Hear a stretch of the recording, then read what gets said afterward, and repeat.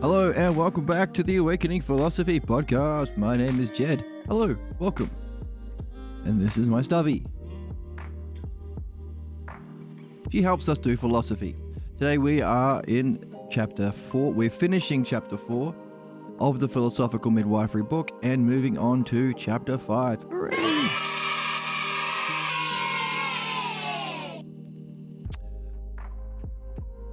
Ooh.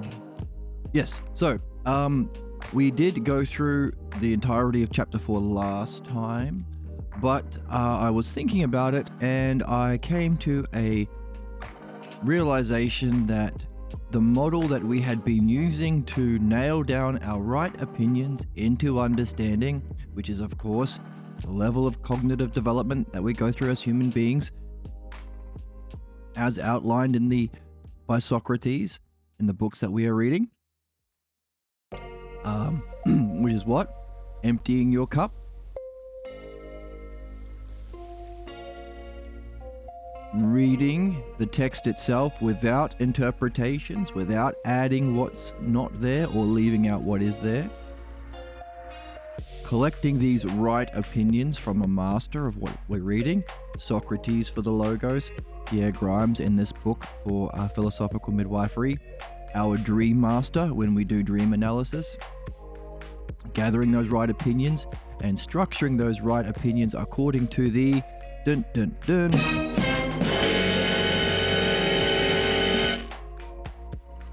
dialectic.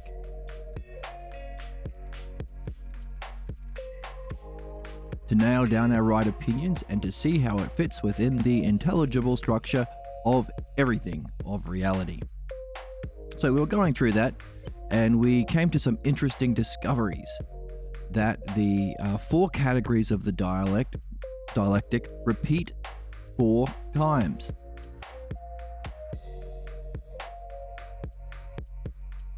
Giving us 4 main categories that match the main categories of the dialectic, and within which we have the 4 repeated. It's turtles all the way down, as they say. But we also saw the principle of hyparxis. The highest level of one stage is the beginning of the next stage. And we talked about how that applies to everything. Specifically, the development that we've seen in the Phaedo from people who love learning, love understanding and learning about the world. Philomathesis is the fancy Greek word, if you want to be fancy. People who are interested in questioning beliefs, opinions, image thinking, and instead engaging in reasoned reflection on causes and principles and also conditions. What are the conditions for things? What are the causes of things? Okay, let's not live our lives just playing the let's pretend to be a Noah by being cruel and hateful towards people who look different. Different shapes and colors are bad, or baby brain thinking, or barbaric thinking, or immature irrational thinking in the book. Let's not do that. Let's actually have fun to reflect on the causes of things to understand them. This is how we solve problems, and this is how we progress moving forward. So these sort of people who love to reflect on causes, principles, and conditions for things with understanding, and even better, sharing that love of understanding with other people, we could say, well, these are the hyparxis of people in the world. Surely they are different from people who are fascists or Nazis or tied to opinions or loyal to their ignorance, loyal to whatever mummy and daddy said when I was 4, instead of learning how to think, learning how to grow and evolving. So clearly there are differences between people. Some people say, hey, the right wing and the left wing, aren't they all the same? They're not. They are different. Now, of course, people who seek positions in politics are usually people who are themselves corrupted. but people are different.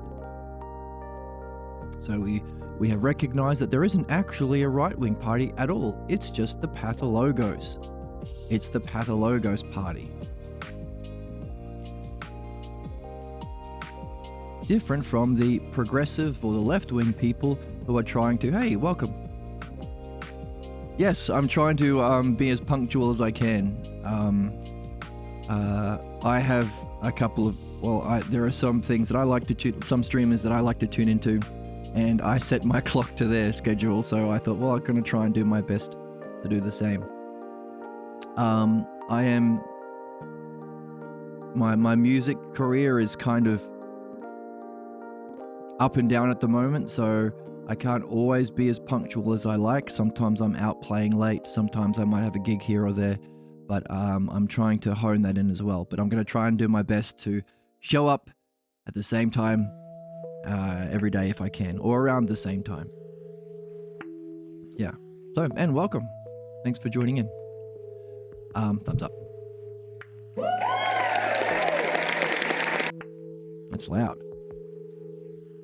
So, and of course, what should be the left wing, or what progresses, people who are interested in progressing towards a better future, towards meeting human needs, is very different from the right wing or the fascists who want to actively harm people because they think being cruel, or rather imitating their parents' cruelty, is what it means to be good and wise and knowing. That's the pathologos. And if it's similar enough to the parental figures in a culture, the milieu, the background within which the family pathologos is made has to sustain itself, then these are the fascists that rise to power within a community. So very, very different. People who are trying to do their best to progress, or the left wing, compared to fascists or the right wing who are trying to conserve their ignorance and imitate their false images of knowing, which is the pathologos, which is actually just cruelty. It takes work, it takes discipline, actually it's fun play. But it takes this game, the love of understanding, to actually progress, participate in intelligence. Intelligence isn't yours or mine, it's something we can all share in. But there is an activity that allows us to rise or raise our mind to share in intelligence itself. That intelligence itself is the logos. We want to follow the logos and share in the logos. By sharing the logos, we become ourselves more intelligent. So, that intelligence, coupled with our understanding, which brings us to that level of intelligence, understanding the parts, coupled with our direct experience of the ideal, logos itself, experienced in being, giving us the model of excellence, all of those things are required for an art which benefits.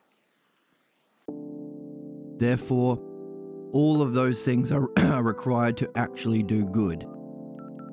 That takes reflection, understanding, openness, curiosity. It takes a bunch of virtues.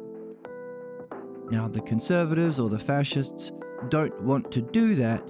Instead, they want to play pretend or cosplay the knower. It's much easier to imitate the cruelty of our parents, like a Donald Trump or a Netanyahu, than it is to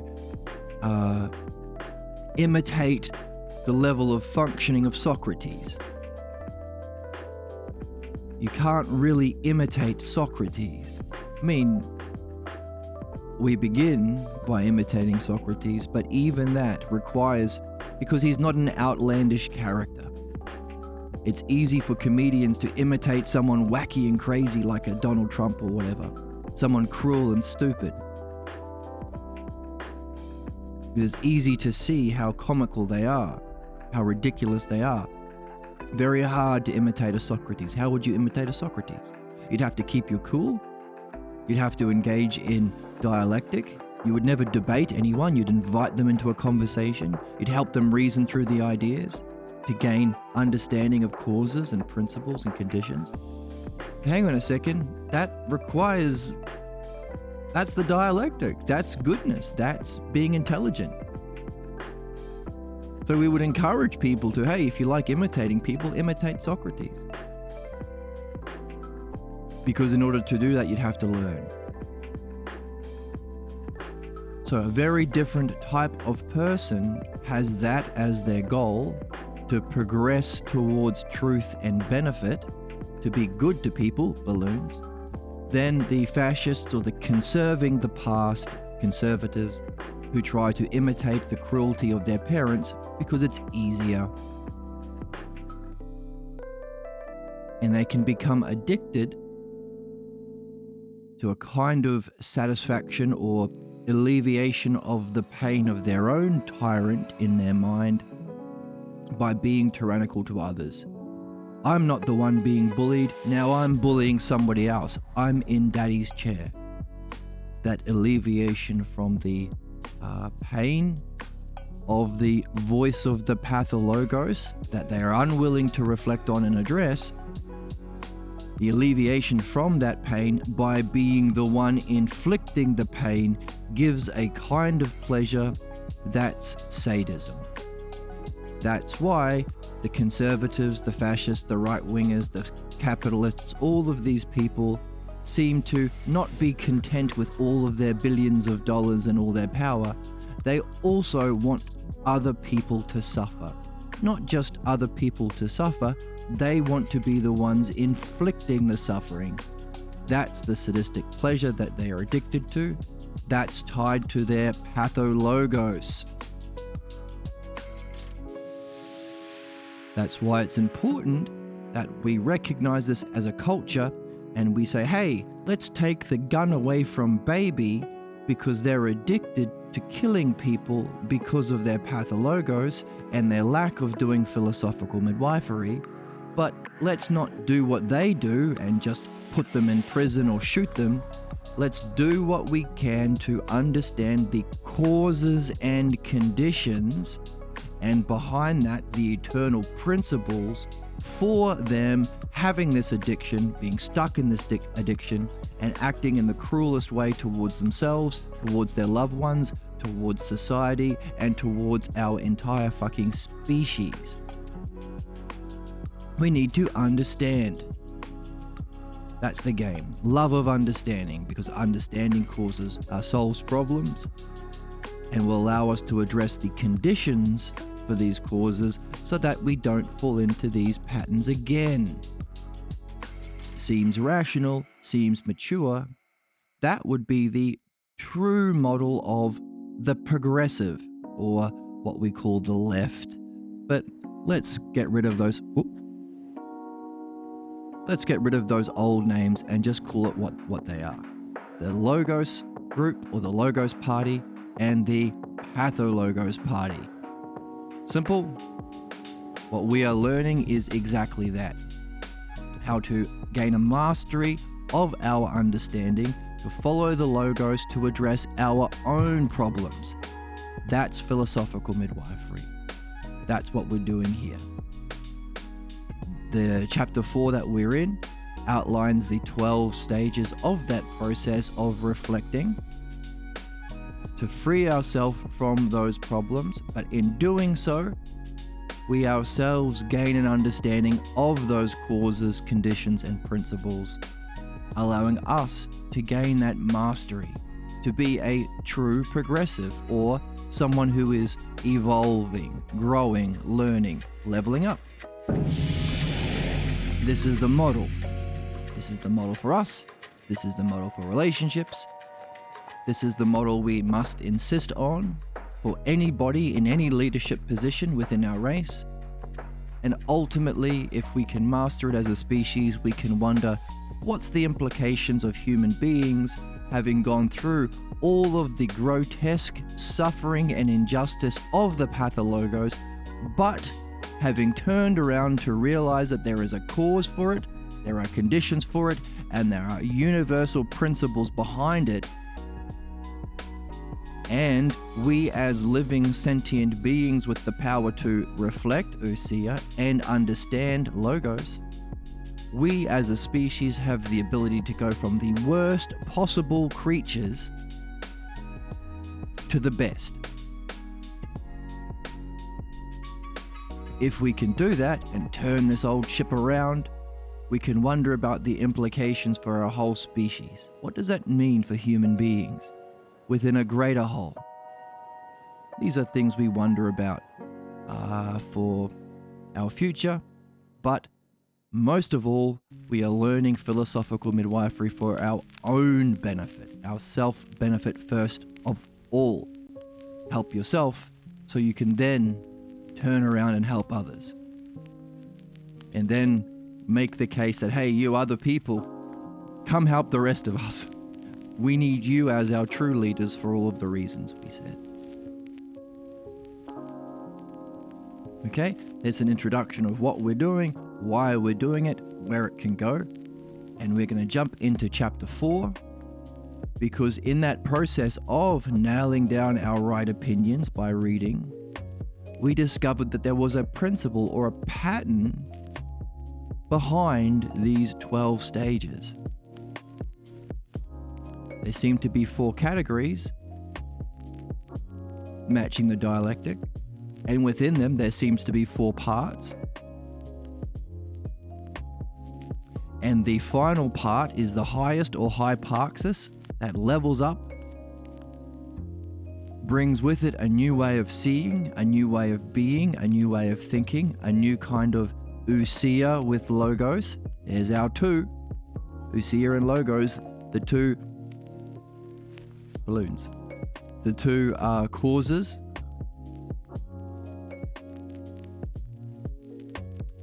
of personal development, of spiritual development, of evolution, of growth, you name it.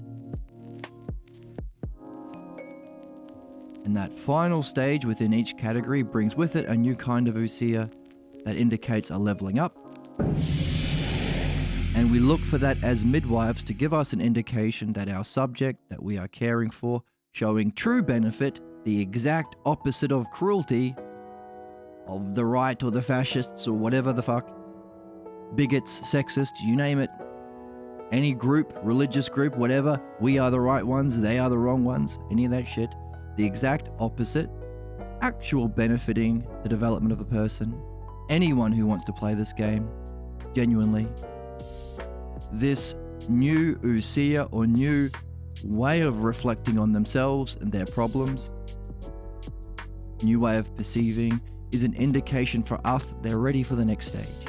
We can begin the next line of questioning that will help them go even further. That's the principle of hyparxis. So that was a fantastic principle that was given to us as a puzzle to solve by the author. The exact same thing we want to do with our subjects. We don't tell them the answers. We don't give our own opinions or force our own interpretations into their giving of birth of their ideas. We ask questions that can bring forth the material, the right opinions, that they can then reflect on to discover the puzzle and discover the answer.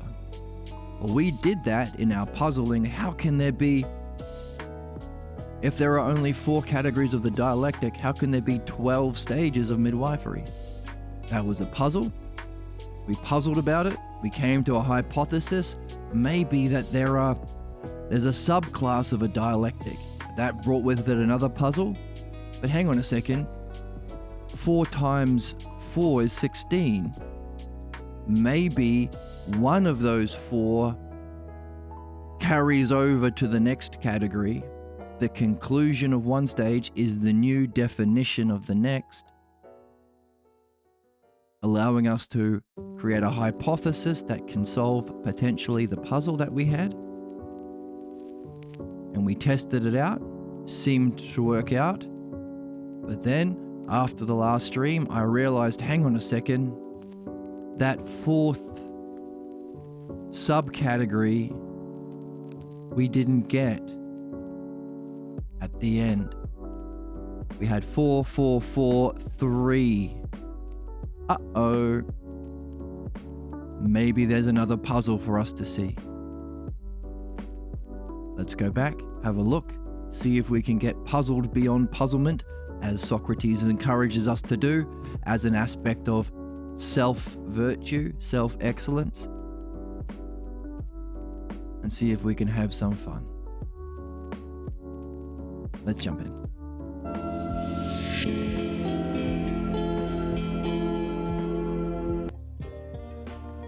All right, let's jump into the book. Here it is. Yeah, nice. So, we went through and we realized that, we had a potential solution or a hypothesis that there are 4 categories. Let's go through them again.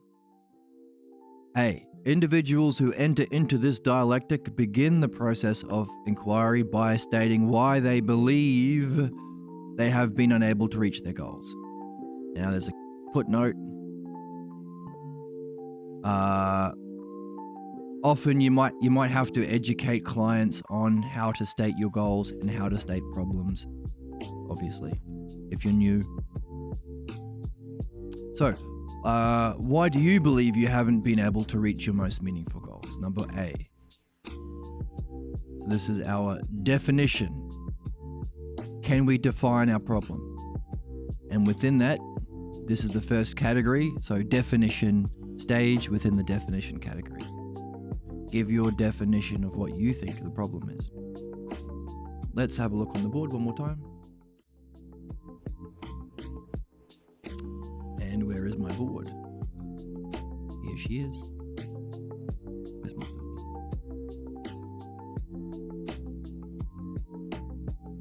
As it loads up, let's go back to the book.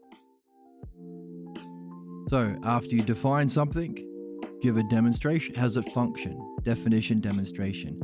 Cite a present example of the difficulties that you're experiencing when trying to achieve your goal. But the kind of problem that we're after is not a one-off thing like I lost my keys. It's something that repeats. So there should be a few examples. So discuss 2 or 3 more examples until the subject realizes there is something in common. Or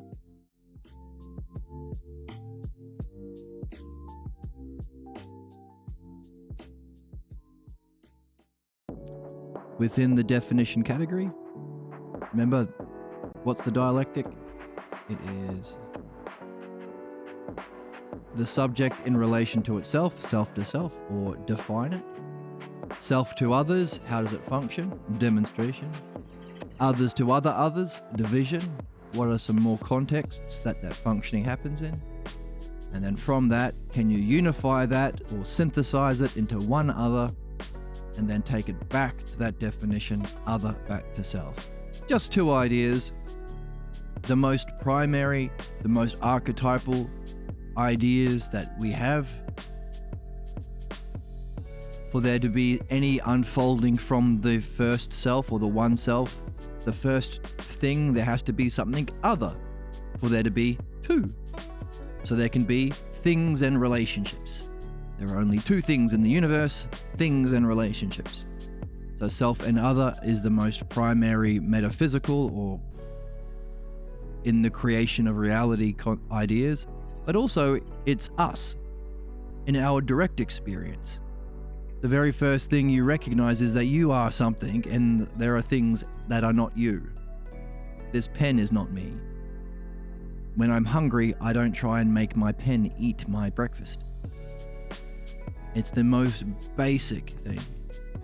And we can take these most basic metaphysical and experiential ideas and arrange them in 4 ways. Self to self, self to other other, others back to self. Isn't that neat? That all 4 possible arrangements of the 2 most primary ideas give us the structure of everything. Thinking, conversation, artfulness, spiritual development, understanding all possible spiritual traditions, all possible understanding traditions, all possible states of mind. We can apply this to that. Isn't that neat? I think it's neat. What do you think, Owen? Wow.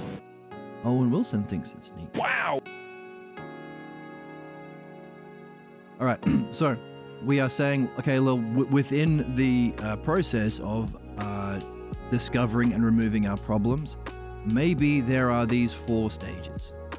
And within each 4, they would have another set of 4. So, define your problem. We start by giving your definition. Hey, what do you believe is your problem? Give some present examples, self to others, or demonstrations of what you defined.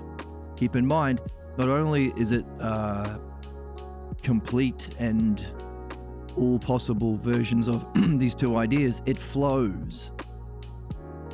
It flows. You start with your idea and then define it. This defined idea then flows on to the next thing. What is being demonstrated is what you just defined. And this functioning is what flows on and functions in different areas to other people or in other contexts. And from this, it flows, you synthesize it into one idea that captures all of these other ideas, takes the many into a one, and then flows back to the start. This is how to think, this is how to talk. So all of the debate bros and the politicians and the fascist nonsense debate, YouTube bullshit things, where people, excuse me, where people go on tangents. People like famously Donald Trump just goes on weird tangents, goes all over the place. That's stupid. We shouldn't allow that. People try to win a debate by gish galloping, saying 1,000 wrong things very quickly to come to a terrible fascist conclusions, and therefore we should not release the Epstein files. We should genocide the Palestinians. We should keep capitalism for some reason. We should enslave children overseas for some reason. These are the arguments that they are trying to persuade us are good by not flowing in their conversation, by going on non sequiturs or tangents. Okay, we need to recognize that and demand this actual thinking from anybody who's on the news or doing content or in a position of power, but also for ourselves.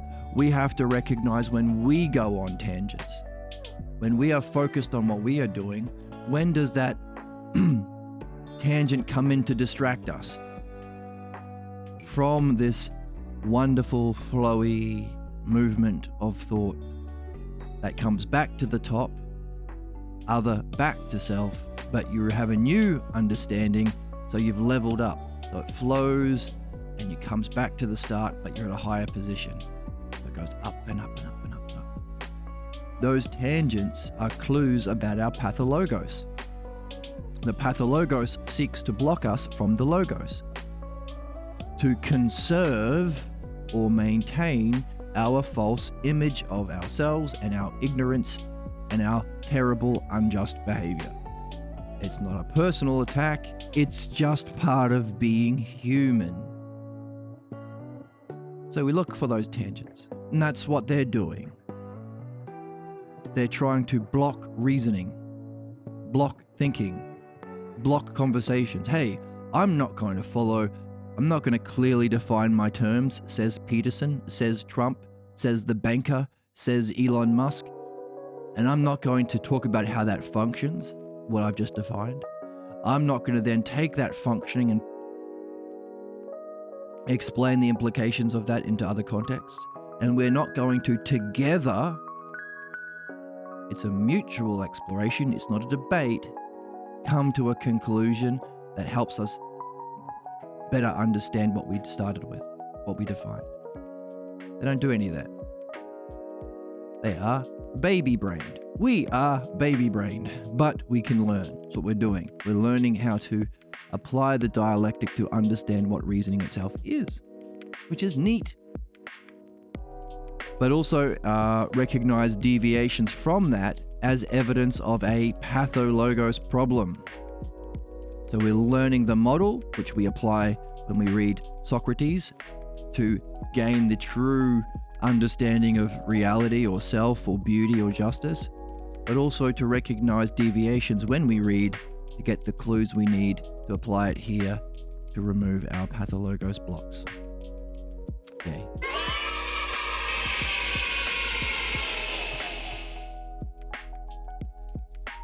So,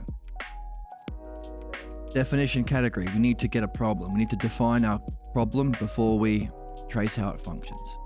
Start with your definition. Give some examples in B and C. Let's see what C is.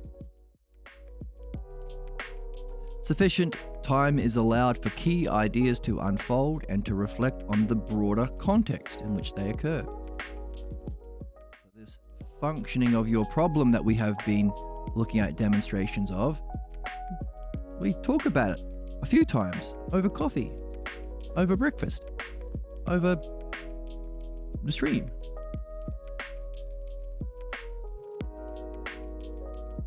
And we see how a similar problem unfolds in others to others. How does it play out in your relationships? How does it play out in your video games? How does it play out in your work? And so on. And from that, there are going to be, that's division, C. There are going to be key ideas and themes that will emerge.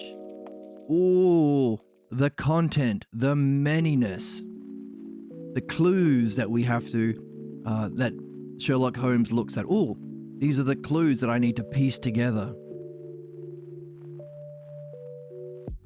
That piecing together is the next stage. Synthesis. From those clues, can you put them all together and realize it was Moriarty? All of these clues or all of these themes that repeat in your problems can be put together somehow into a unity, the many to the one. That's synthesis. And that's this one here, other. From these, can you synthesize this into another? And other. And then the next part of conclusion is to take that other and apply it back to this self right at the beginning that we defined. Comes back to the beginning. Let's look for that in D.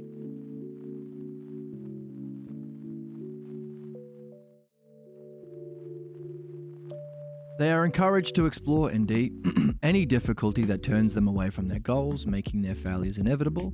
The difficulty is often the effect of the presence of what are the clues that that have come to light? Negative thoughts. The same kinds of negative thoughts keep coming up when I hit my block. Negative feelings or certain sorts of feeling states. Ooh, certain feelings come up. Inappropriate actions also happen. Oh, I do this thing that I shouldn't. I say this silly joke. Or I don't know. Whatever happens that I do.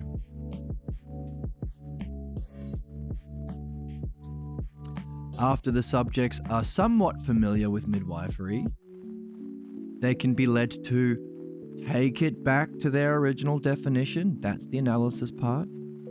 And realize that there is a difference between what you began with as a definition, what you believed was your problem, and what you are actually describing is actually the cause of your problems. These negative thoughts, feelings, inappropriate actions leading to inevitable failures. Ooh. That's a kind of new awareness of yourself. An awareness that what you are carrying as a way of making sense of your problems is wrong. You've leveled up. Now this is the new Usia. This is why this D is the final of the four. Let's have a look at the board. It's the final four within this first category, A, B, C, D, the conclusion, synthesis and analysis, but it's also the beginning of the next category. That's the leveling up. That's the hypothesis. That comes with it a new seeing that your problem is different than what you first thought it was, that you thought was causing your problem your whole life. My whole life, I thought the problem was because I was too short, or I was weird, or no one liked me because my ears were too big, or whatever it was. Nope. You've got a new reflection on what's actually causing a problem. Something that unifies those thoughts, feelings, inappropriate actions, and failures. And it was different than what you used to think. But also, you can reflect on problems themselves, self-problems, to see that problems are understandable. This is important because it's philosophical midwifery that shows that problems are solvable. No need for war or murder or genocide or jails or prisons or torture or any of that old school barbaric stuff. You can take it another level. Reflect on the process of midwifery itself to see, therefore, the necessity for every human being to be doing philosophical midwifery, as it's the only thing that helps you level up in your usia. It's the only thing that shows that problems are solvable, rational, intelligible. Therefore, philosophical midwifery is necessary for individuals, for the collective, and for our species, if we want to turn the ship around, which might be worth doing. Hey? I say so. And I find that very entertaining.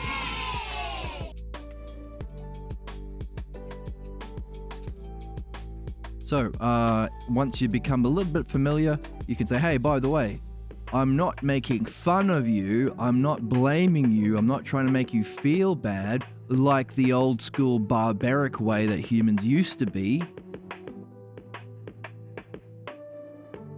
But once you realize that it's not a blame game, we can go back to your original definition and realize you were wrong. But wrong in a certain way that reflects the very thing we're looking for. So it's a win-win. It's a win-win.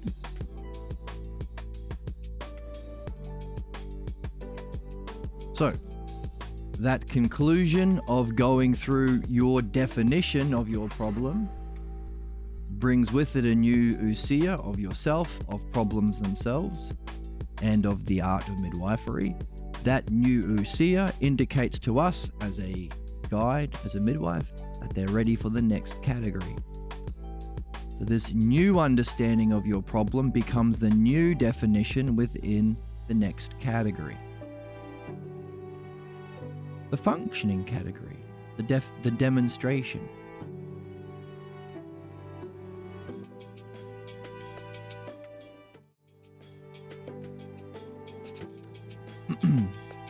After discussing the role this particular state of mind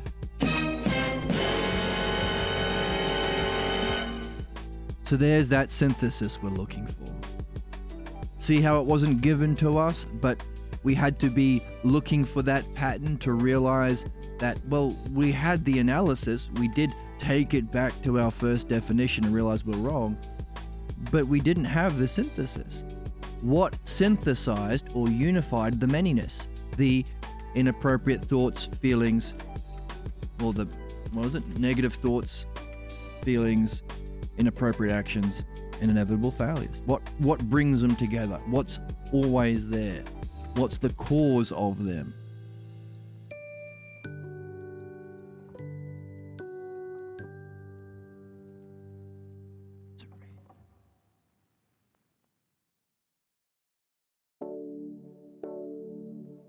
We didn't see it.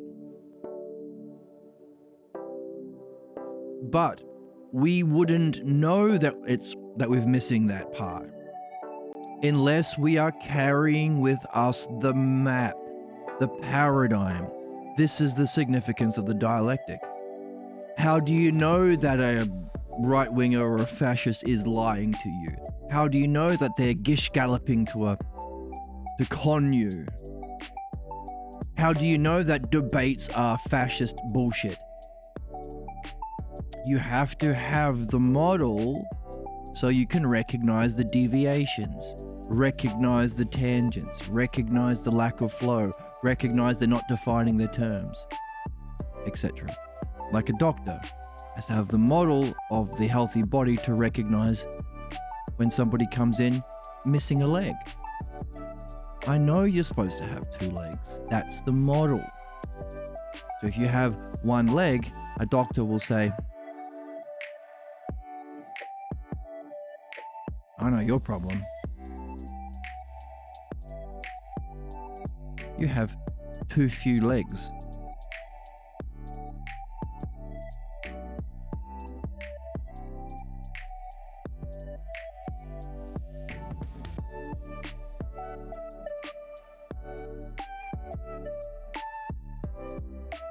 This also applies to our reading.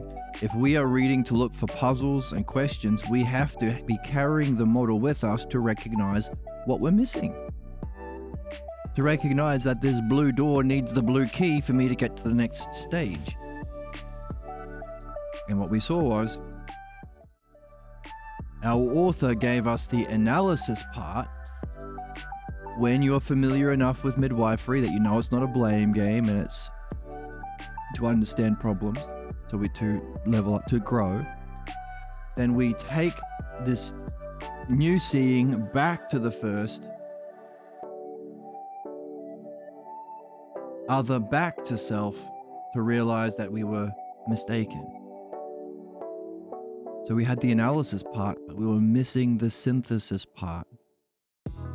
That's the puzzle.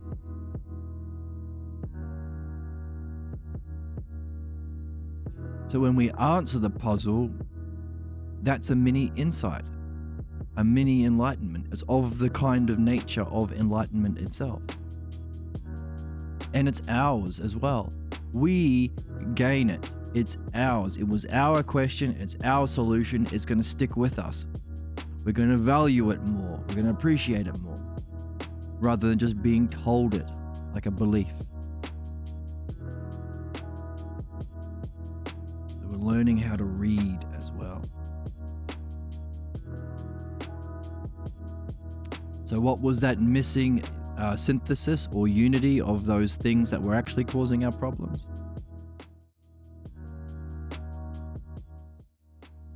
We got it a bit later on as we continue to read. A certain state of mind, a particular state of mind. Now, that state of mind is the new definition of D. So, how does that state of mind function or demonstration? We discussed the role this particular state of mind has played in our lives and are led to explore a past scene where we have experienced it most intensely. That same state of mind. It may be difficult for some subjects to identify that particular state of mind in a particular past scene because it may have been a common feature of much of our past. In such cases, it's sufficient to ask if they can recognize it as part of the background of their life, reminding them it's not unusual for these states of mind to be continuously experienced as the background of one's early life. Given this condition, a scene often surfaces when the subject is asked to reflect on a time where it happens to be more intense than usual. If this fails, then you can pursue more examples of the problem in the present, such as at work or at play.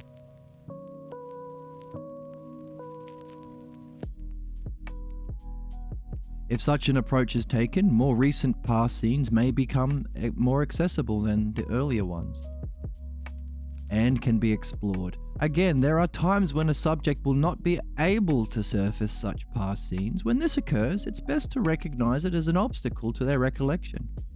Some past episodes seem to have formidable defenses against their being surfaced, in which case the midwife may either terminate the dialogue, suggest discussing it later, over a coffee tomorrow maybe, after a lovely dream, maybe. Or refer it to a shrink who happens to have skill in handling sidestepping resistances of this kind.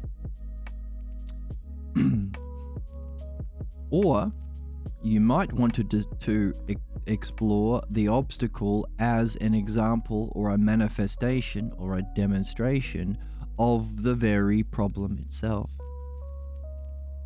The obstacle to the exploration is itself a state of mind. You're in it now, my friend, maybe. And it too can be described and discussed in the same way as the past scene would be explored. The midwife should be trained to make determinations, or blah blah blah. Or refer that decision to someone who can assist in making that choice. So, what's our synthesis? That is the new definition, a state of mind. A new recognition. Your problems isn't because your ears are too big, or because you're weird, or your self isn't good enough, or your mind is broken. No. The leveling up is recognizing that there's a certain state of mind that you learnt in your past. That state of mind is our time machine. We want to find the earliest, most intense time that we felt that and explore that scene where we first learnt it. So, definition, D. Functioning, most intense functioning in the past, but again, you can give a few present examples and whatnot, but it's the functioning, the demonstration. Division. When these past scenes are reviewed, division surfaces the manyness, the ideas and themes that function in and through family roles begin to emerge, and the puzzles of their meaning surface. And now that you've seen that there are certain themes and ideas tied to your family roles, where this state of mind was, you can begin to puzzle about it. That's the material that we look for a question in, so we can come to a hypothesis and say, oh, Moriarty was behind it all along. By challenging the subject to face these puzzles and to conclude, it was Moriarty, about the meaning of their recollections, that distortions of the past are reduced. Ooh. So this division, how does it play out within the family? Let's puzzle about that in F, which is here. A new definition, what's our problem? State of mind. How does it function? What's the most intense time it functions? Now, that intense time, how does it play out within the family roles? And what key ideas and themes emerge? That's the division. Others to others. So we are looking for some sort of synthesis of that manyness now in F.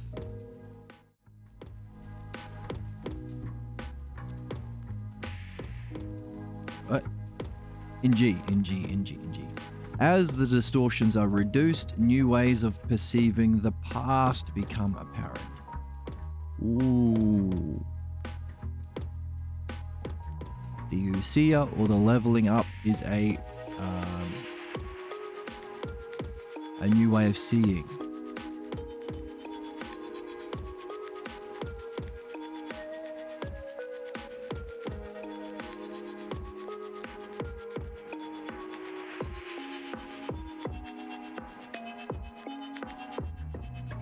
Distortions of the past are reduced, giving ultimately a new way of perceiving the past. So the new definition isn't a new definition of our problem.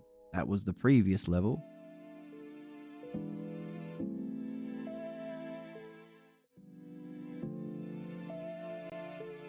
The new definition here was a new definition of our problem. That was the new ousia. That's the new ousia. But here, the leveling up, the new usia, is a new demonstration or a new functioning. What's your new functioning that you get when you go through the functioning category of the dialectic? You can function in a new way in your perception. You can see better. So you have a new definition here. You have a new demonstration or functioning here. That new functioning, a new way of perceiving your past, is the thing you take with you. When you recognize the subject has a less distorted view of their past, it isn't all rose-colored glasses.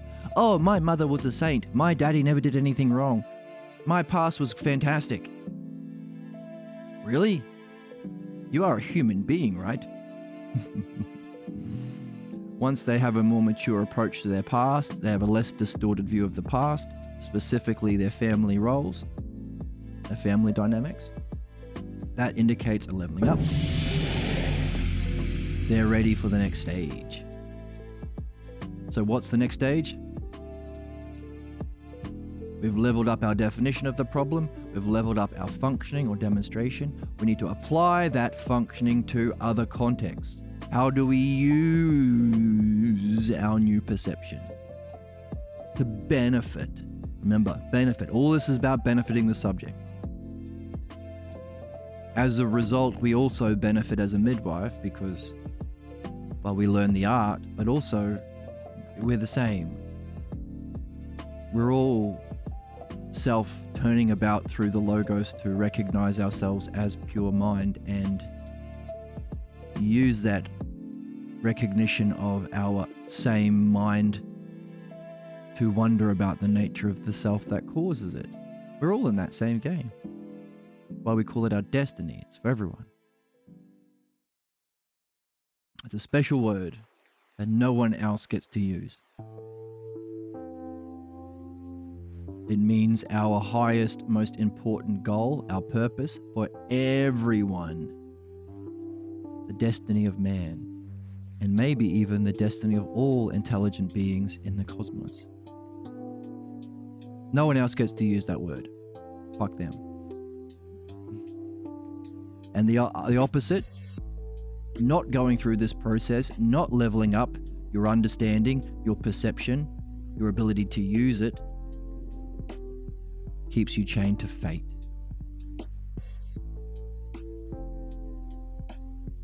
Fate.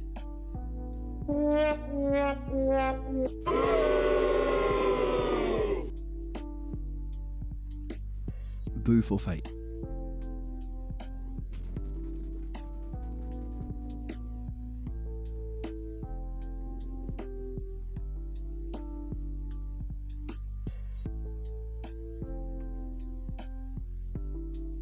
So,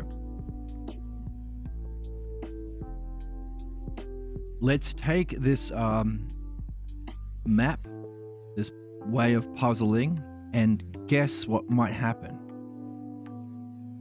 Well, if we have a leveled up, a new usia in our perception, and we are moving into the division category, and division is how we use it in other contexts, we can predict that this new understanding of our problem tied to a state of mind, new way of perceiving our own history, our own past, we'll use it in other contexts to benefit in the division category. Let's see.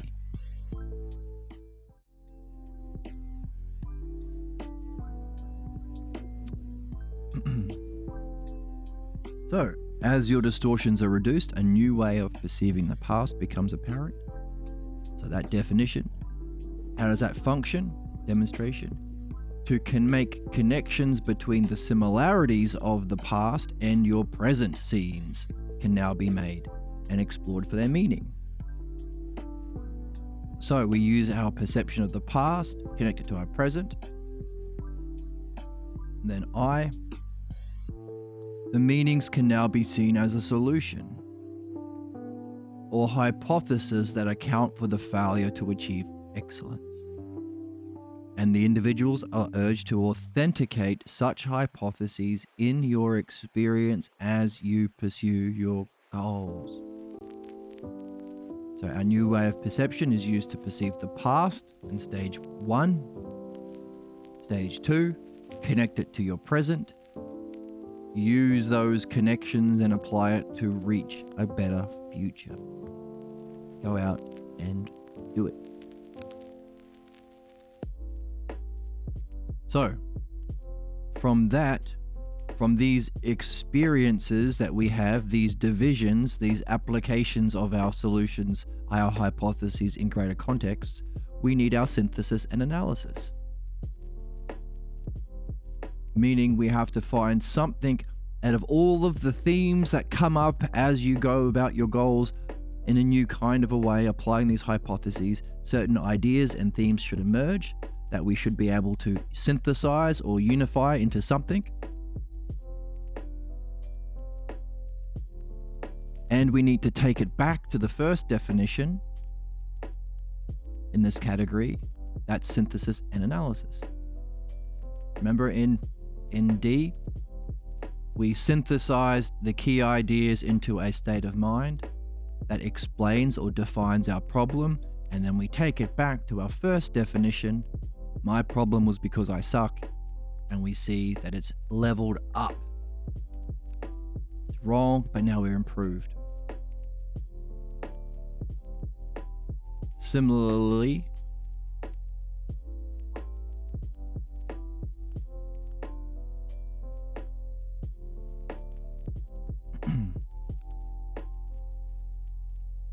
we are looking for where do we start in this category? A less distorted view of ourselves in our past. Now, having applied that into the present to make connections, tested it into others, reaching our goals, in the activity of living your life and trying to reach your goals with excellence, you will have discovered a bunch of things, ideas, themes, clues. We need to unify that into something and take it back to our perception. A new way of perceiving yourself in the past, that should level up too. So we should have an even better way of perceiving ourselves in the past and present and future. Having gone through this and having reflected on it with midwifery, you go out and do the things, and then you come back with your midwife or your friend and you say, these are the clues. I tried to do this goal with excellence this time, and I noticed this thing and this thing and this thing. But I also was applying these hypotheses. The connection between my family role dynamics and the certain state of mind I learnt from that I've seen play out through my past, causing my way of being and perceiving the present. That isn't true, but kept me blocked.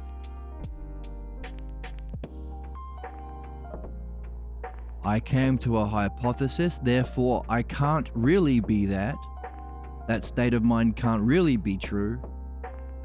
That way of anticipating what's going to happen if I try for my goals can't be true. It's just the bullshit from my family dynamics. So when I reach for my goals, I recognize that and I apply it. I'm not believing that shit. I'm not getting into that state of mind. I'm not doing that thing. I'm not undermining myself in that way anymore. I was taking the blame for some bullshit back then. So from doing that, hopefully those experiences, you take your experiences back to your midwifery session. Now you're having a part J, where we synthesize that into an idea to improve our perception of ourselves. It now becomes an important part of nearly every talk. So, what are we looking for? The division category. Definition. A new definition, a new perception of the past. Oh, and like we say, whenever you get an ousia of the particulars, you can apply it to the whole. Do you now gain a new perception of not just your problems, but problems themselves? And to the art, can you gain a new perception about midwifery itself? All right, that's the ousia, the leveling up.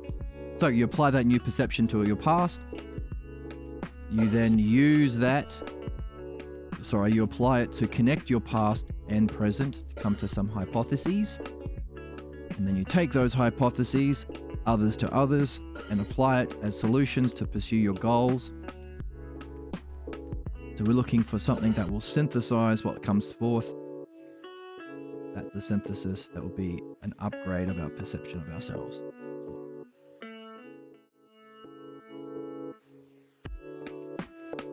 It becomes an important part of nearly every talk from now on for the subject to ponder why they accepted and believed this.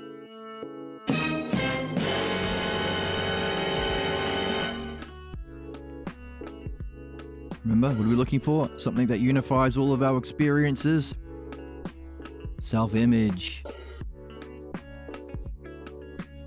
We recognize that behind our failures is a self-image. And to reach our goals, we don't apply a new self-image. We are letting go. We're emptying our cup. My coffee cup is empty. Too stupid to understand and also refusing to understand. Why not both, right? Not appropriate. Let's try again. Is this chat full of dumb cunts? That's how I feel when my coffee cup is empty. So what? Right. So we realize we've been carrying a self-image that's not needed. That is inconsistent with our achieving our new goals with excellence, or our meaningful goals in an excellent way. So,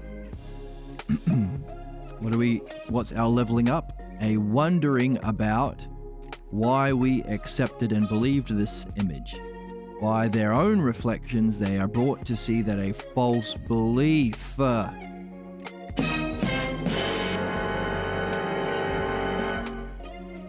about themselves influences them and can be said to mold them in some way. And it is this that also shapes their way of anticipating reality. The way that you prophesize what's going to happen to you in the future.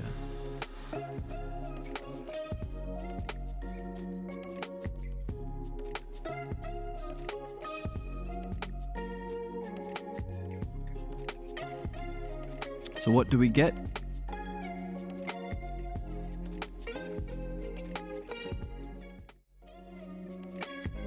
First upgrade is a new way of understanding problems, different from our first understanding of our problems. The next upgrade is a new perception of ourselves through our history, compared to our previous definition of what's causing our problems in our lives through our past. The next ousia, what we're seeing is a new perception of our self-image.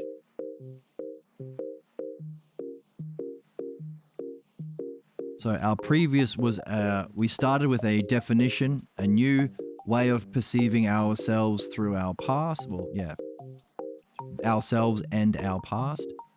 But now we have a leveled up.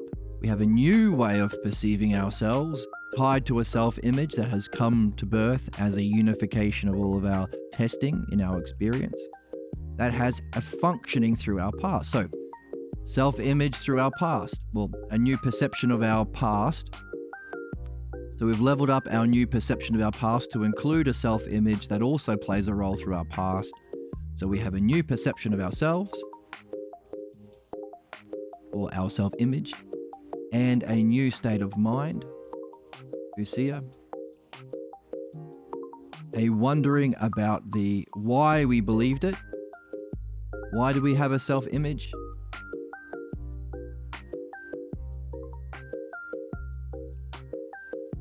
Usia of our self-image.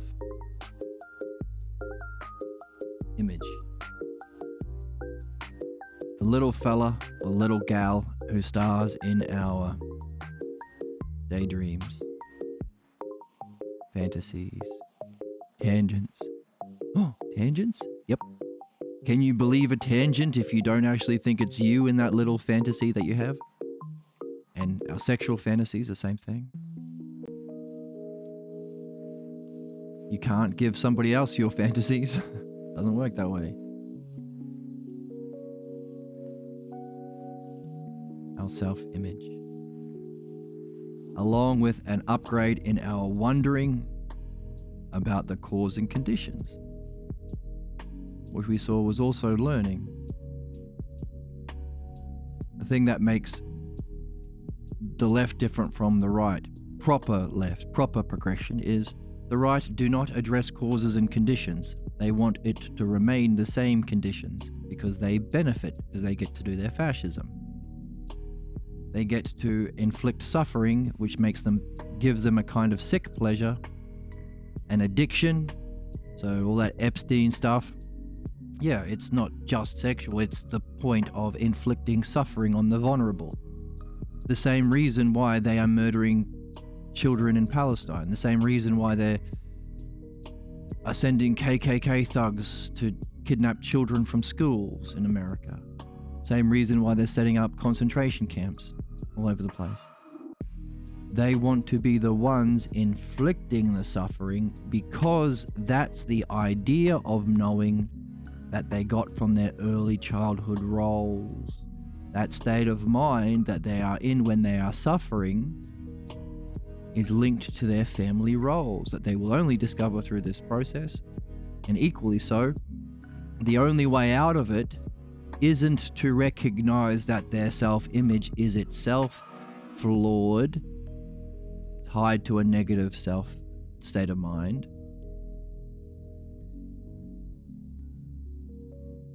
caused by a fundamental false belief generated from that earliest scene, within which there were the conditions for them to walk away with that unsuspected false belief, therefore not put into words, no questions, dependent relationship. They didn't do any of that, so they're only left with two possibilities in their life. Be the abused child, which is the state of mind they're in most of the time, because our pathologo stays alive. That's the fantasies, that's the thoughts, that's the tangents, that's most of our dreams. Or be the one inflicting the injustice. That's why we say of the right wingers, the suffering is the point, the sexism is the point, the racism is the point.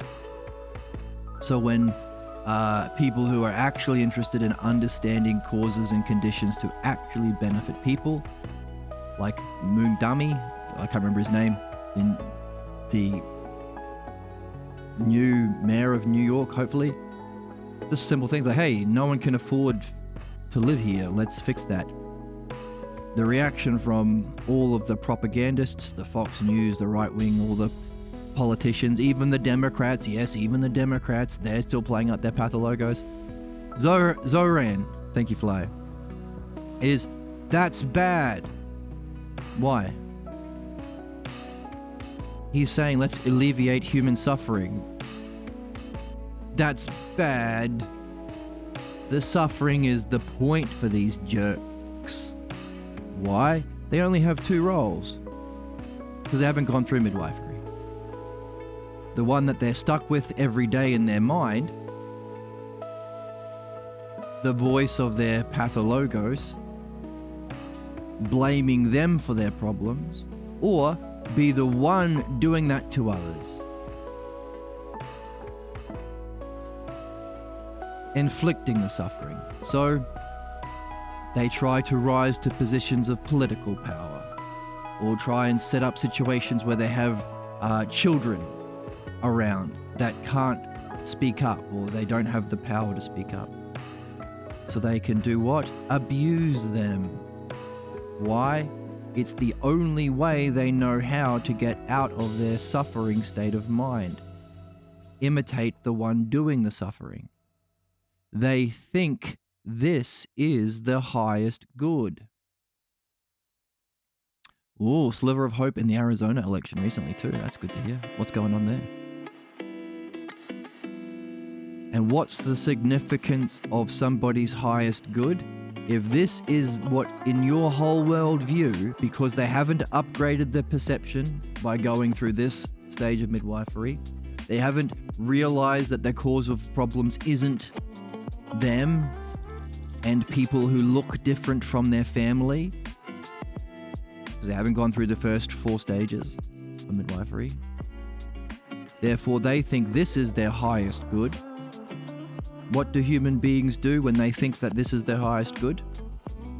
Well, they think that they're therefore entitled to it. Aren't I entitled to my highest happiness? That's called addiction. I'm entitled to be playing this out in every opportunity, so I'm going to get political power and money. That's why the billionaires don't want everyone to be free and equal. Having all of the stuff while at the same time nobody else has anything, the stuff we absolutely fucking need to live, food and shelter and stuff, means that they can come along and inflict the same suffering on us because we're in a desperate situation.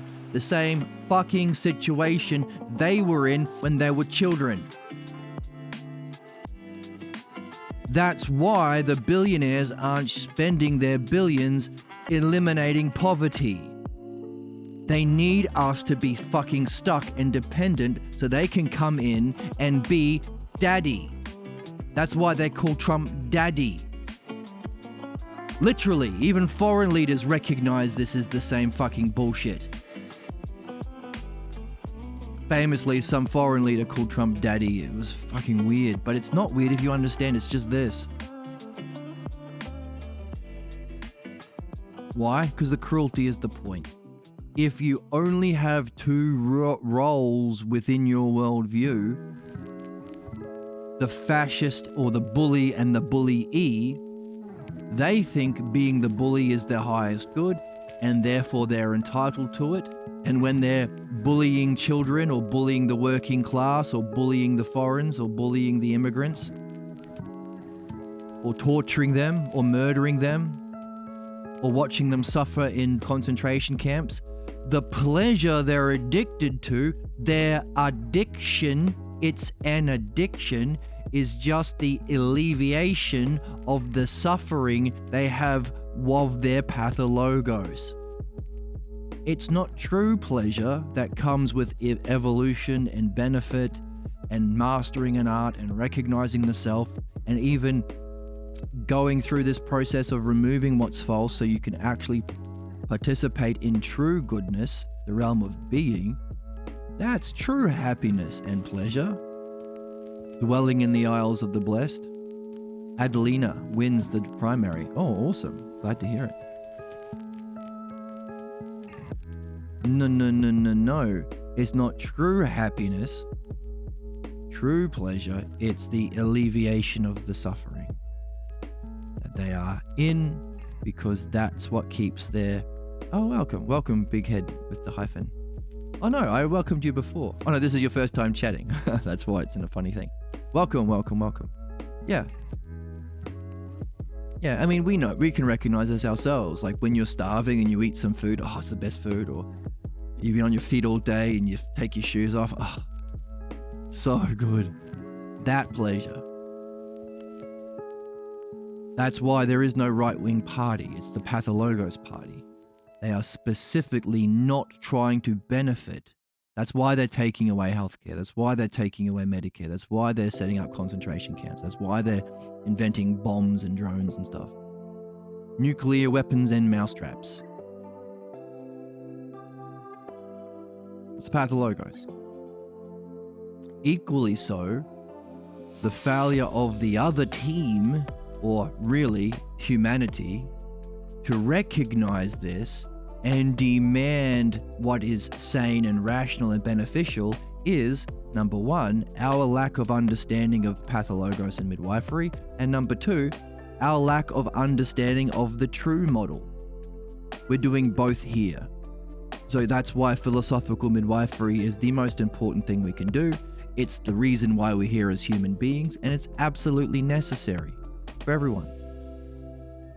Because we're learning to understand the cause of our illnesses, the cause of human problems, but we're also learning the model of what is actual benefit, what is actual reasoning. Hey, these fascists who have to pretend that they're actually rational and mature, they don't define their term. They don't give an explanation of how it functions using that definition. They don't then explore how it applies others to others in the relevant context. And they don't ask questions. They give speeches. They gish gallop to make sure that we're together. And they don't, from this explanation of how it applies to specific situations, they don't unify that into a synthesis and then analysis, take it back to that beginning so we have a better understanding of our subject. They don't do any of this. They're debating, they're bullshitting, they're giving speeches and monologues, tweeting.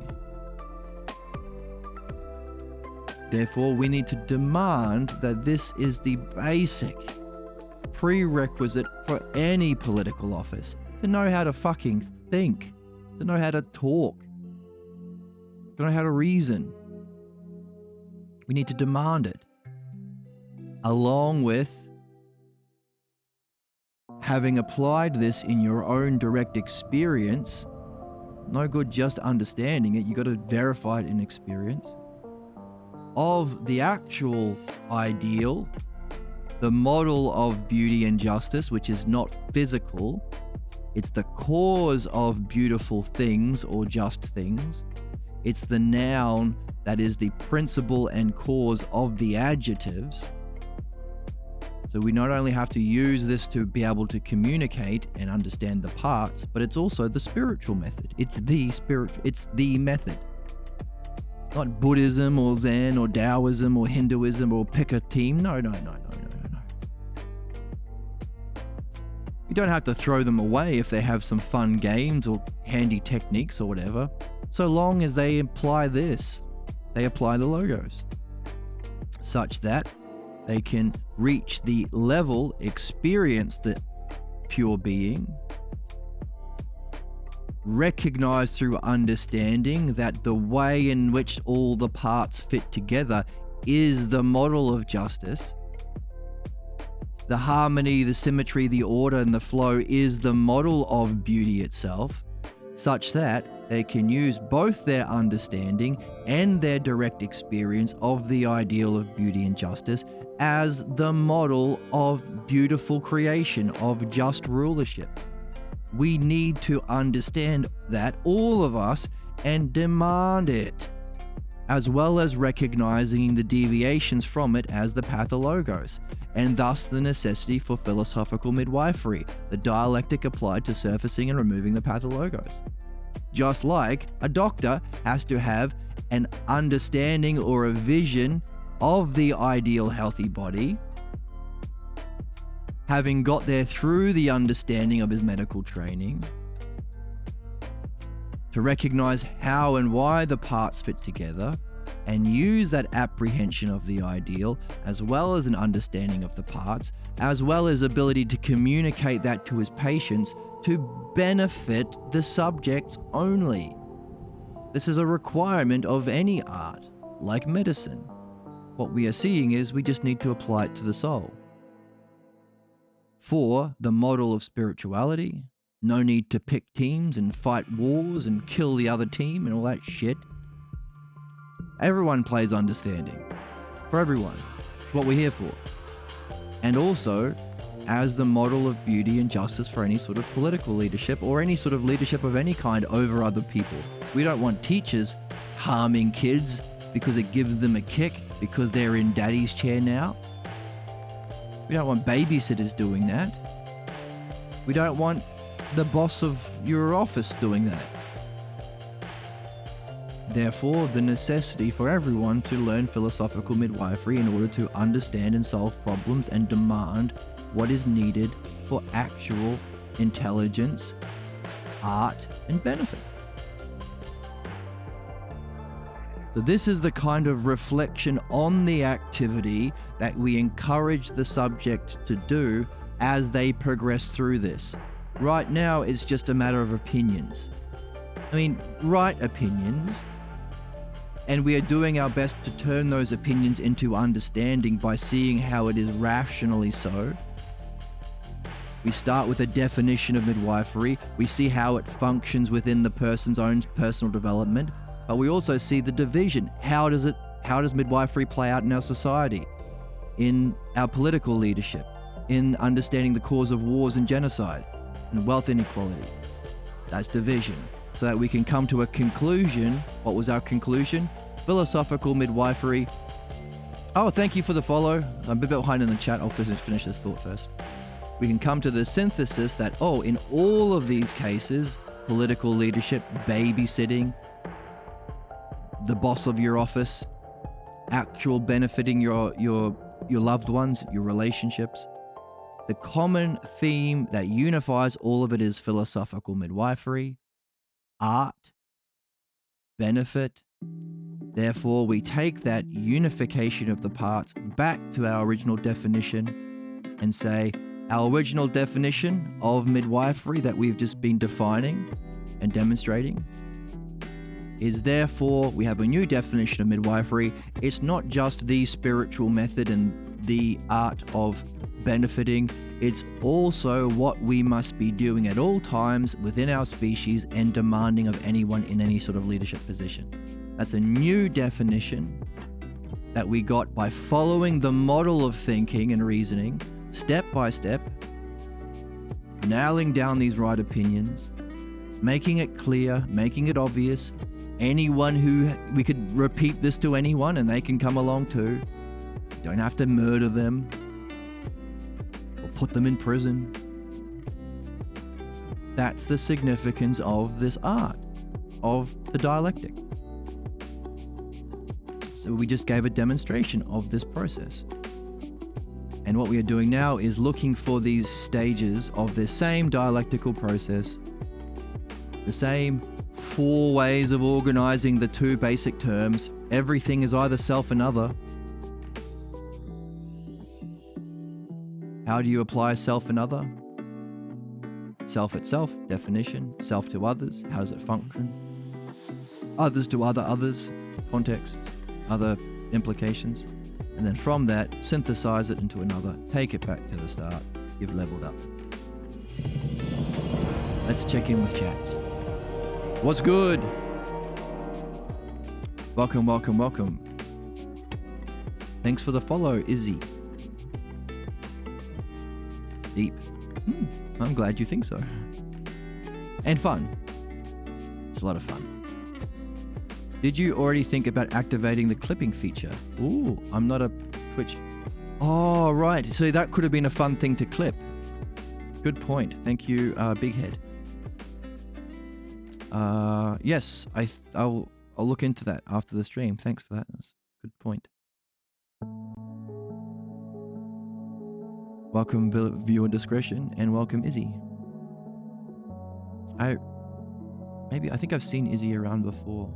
Welcome back. Thanks for the follow. Right, so this model or the ideal of thinking, as we saw, or as we are wondering about, well, if for there to be a creation of anything, the one self has to, or the first self has to first create self and other. for there to be two things so there can be relationships. Ah, nice.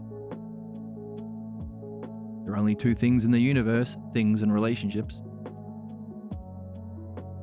So if this is the primary division, isn't it neat that the model of all thinking and the model of art and the model of leadership and the model of all of it, music follows this, by the way. You'll see it in geometry too. Euclid's geometry follows this pretty strictly. Is just these two basic terms, not only in unfolding of creation, but in our own direct experience, the most immediate, before you think of anything else, the very first distinction you make is, this isn't me. So when I'm hungry, I don't feed Stuffy, because it's other than me. When I pinch Stuffy, I don't squeal. Self and other. So if this is the most primary idea and concept and experience, we can arrange these two ideas in four possible ways. Self, self. Four possible basic relationships. Dialectic, two. Self to self, self to other to other, and other back to self. We're looking for that in the text to understand the 12 steps in midwifery, in surfacing the cause and condition and principles for human problems so that we can remove them. We also gave a demonstration of why it's necessary for everybody and why we need to demand it of our leadership. And also to understand the situation we're in as a species, it's simply what follows if we don't have this.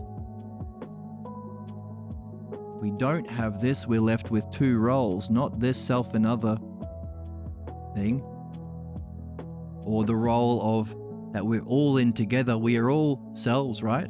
Aren't you a self? Am I a self? Even Stuffy. I say Stuffy herself.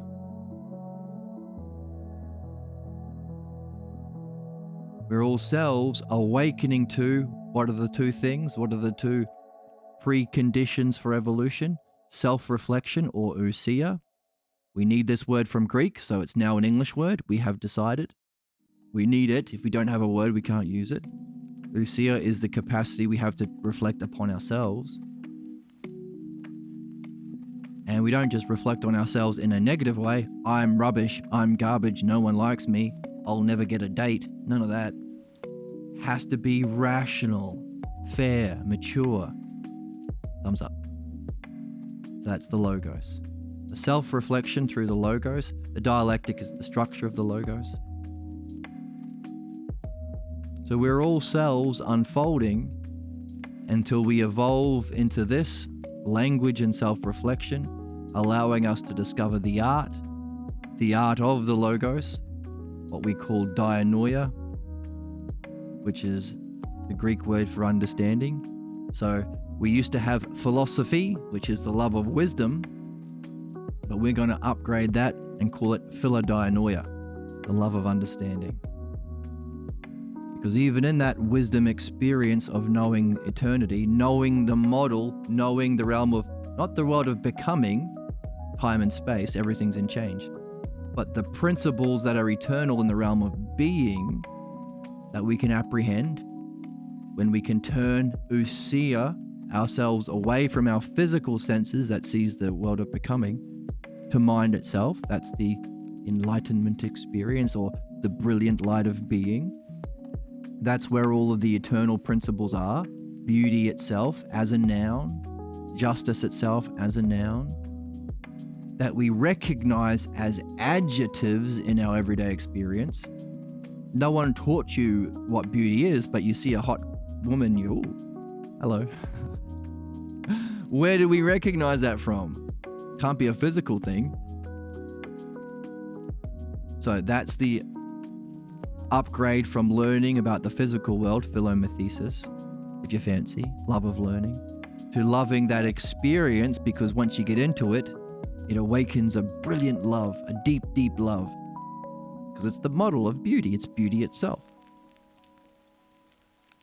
So if that's wisdom, you can say, well, philosophers have a love of that. Once you have a taste of that, Or maybe you haven't had a taste yet, but you can rationally understand why it has to be so, which is the dialectic. You can't think of anything else. Don't you want to go experience bliss? Recognize yourself as eternal? Know everything all at once? That's philosophy, the love of that. But Socrates says in the Phaedo that we've read together, you can check it out, there's a playlist on YouTube. Before he realized that there was actually a realm of being that we could experience through that function of ousia, he was chasing everyday school teachers. He said, I found this one teacher. Because all the other teachers were saying, you know what's the cause of things? The cause of physical things is physical things. And Socrates was like, what? What do you mean? Yeah. The cause for you being here is your muscles and your bones and your sinews. And Socrates said, that's stupid. The reason I'm here, the cause for me being here, is because I think it's good for me to be here. If my mind didn't decide it was best for me to be here, my bones and sinews would be boning and sinewing their ass outside, somewhere else. So it's stupid.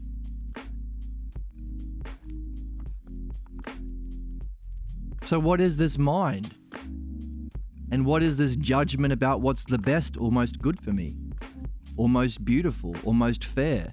Because that's what's really motivating me. That's the upgrade from loving of learning, materialism in the physical world, to loving this experience, beauty itself. Mind itself, mind knowing itself, ousia. So, loving of learning, philomathesis. I remember it by, if you loved learning, maybe you'd do a thesis on your math homework. I don't know, math thesis.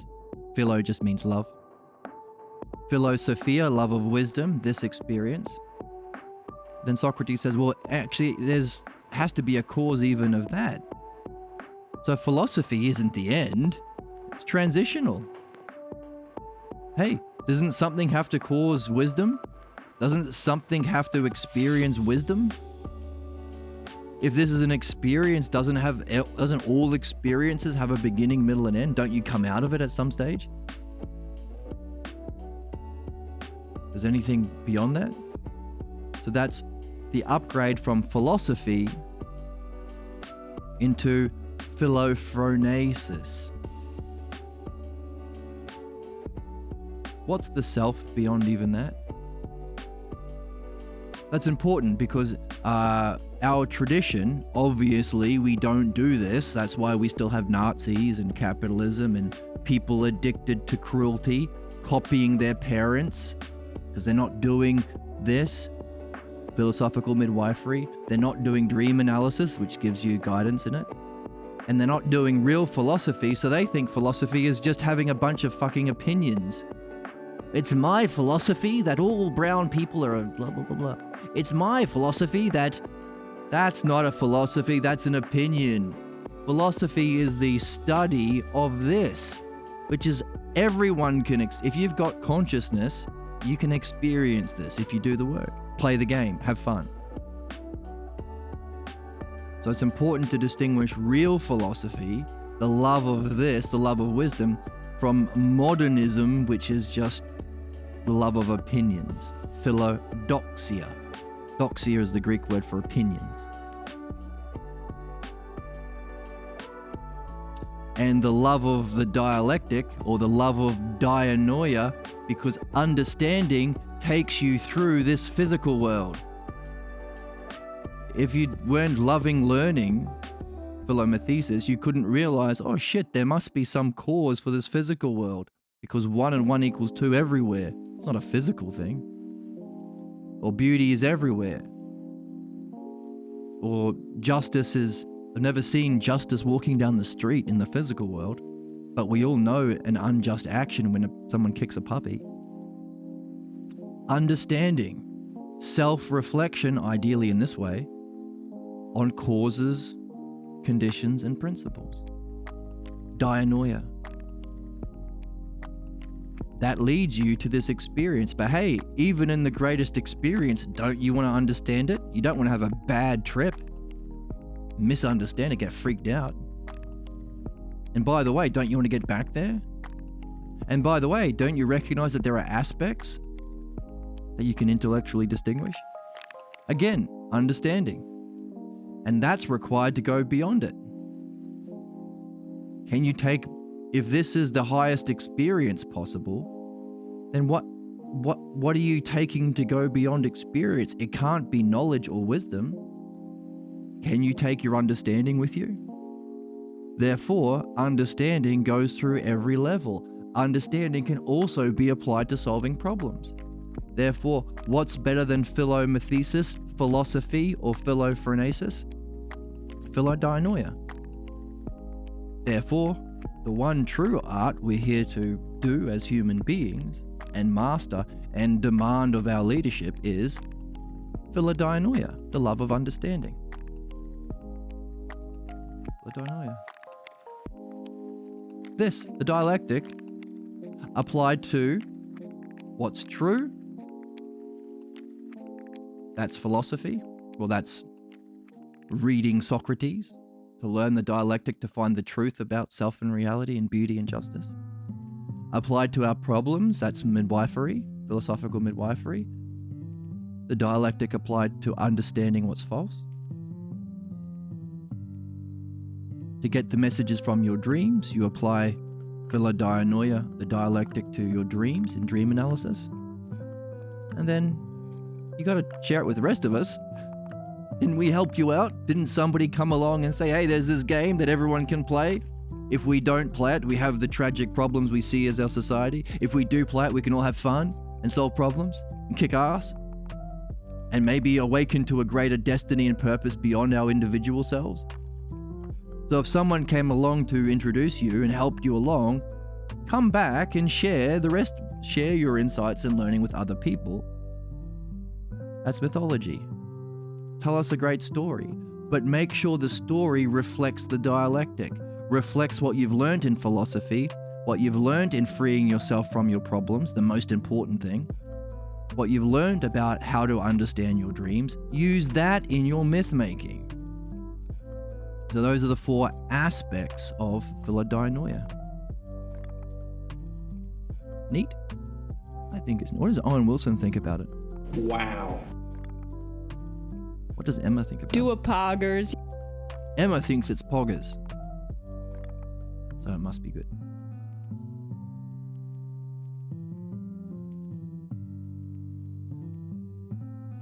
So that's what we're doing here. And that's how we understand why people, all people, but especially the groups bound by this, or the right wing, or the fascists, or the capitalists, or the billionaires, or whatever, same thing. The right, the conserving the past, not the, this is the model of progression, so this is what we must demand of actual leadership. This is true progression, philodianoia. But also, we can use this to understand why cruelty is the point for the right wingers. Because without this, they're either stuck in the suffering,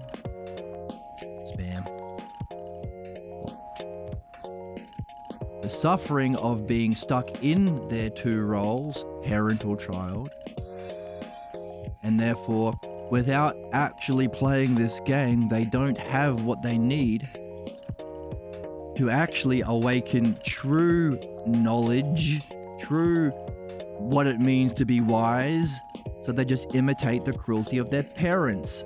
That's why cruelty is the point. That's why wealth inequality is the point. That's why suffering is the point. That's why raising the rent is the point. That's why having people freezing on the streets is the point. That's why we don't need hunger. We don't need war. We don't need wealth inequality. We don't need prisons. It's absolutely immature and irrational. However, if you are not going through this process, you get addicted to what you believe is your highest good. Sitting in daddy's chair. Not just sitting in daddy's chair, copying daddy when he looked at you, appearing to be knowing and beautiful and wise, and crushed you when you were a child engaged in this. We start seeking this. We start seeking our goals, seeking our understanding, wondering about the self, wondering about this world we've been born into. It stops. We get arrested development, like that TV show. When mummy or daddy says, oh, here's my opportunity. I've never gone through this for whatever reason. Lack of courage, lack of integrity. Maybe I've never come across this Twitch channel. Whatever the reason is. But so I've never ever got to play the knower because no one gives a fucking shit about your stupid opinions. Why would you? Do you give a shit about the opinions of your neighbor? Of course you don't. You might care about understanding, which is why you go to college, to learn an understanding of something, to master an art. But opinions? Fuck no. The only one who gives a shit about your dumb opinions are people who are stuck there. That's why mafia bosses run this way. I get to pretend to be the boss, and I know you're all lying. Trump knows that they're all lying. That's why they want loyalty. Pretend that I'm smart. Lie about me. But children don't have a choice.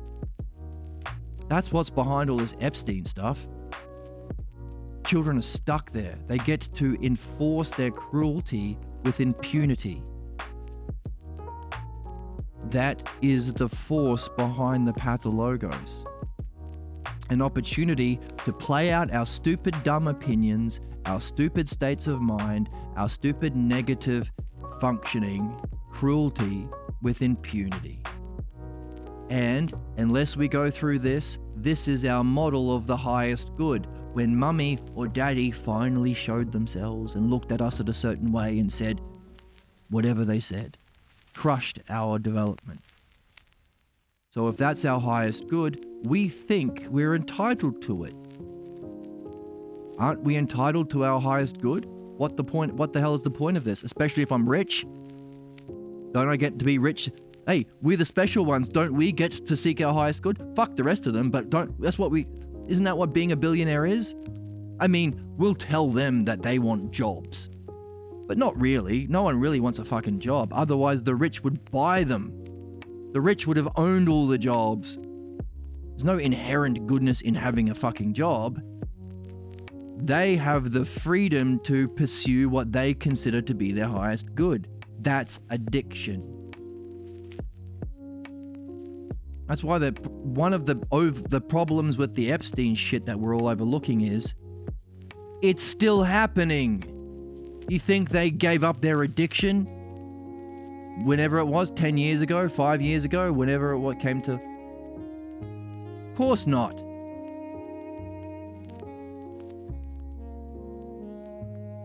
Of course not. What do you think's happening to the Palestinian children? What do you think's happening to the immigrant children in America? Why do you think all the ICE agents are covering their faces and just kidnapping children from fucking schools? This, an addiction to enforcing cruelty, sexuality is just another avenue to play this power dynamic. Yes, it's no coincidence that all these fascist Republican racists, their most common search term on Pornhub is African American cockholding and all this sort of shit. They have sexual that's why they want slavery. Our fantasies also reflect our pathologos.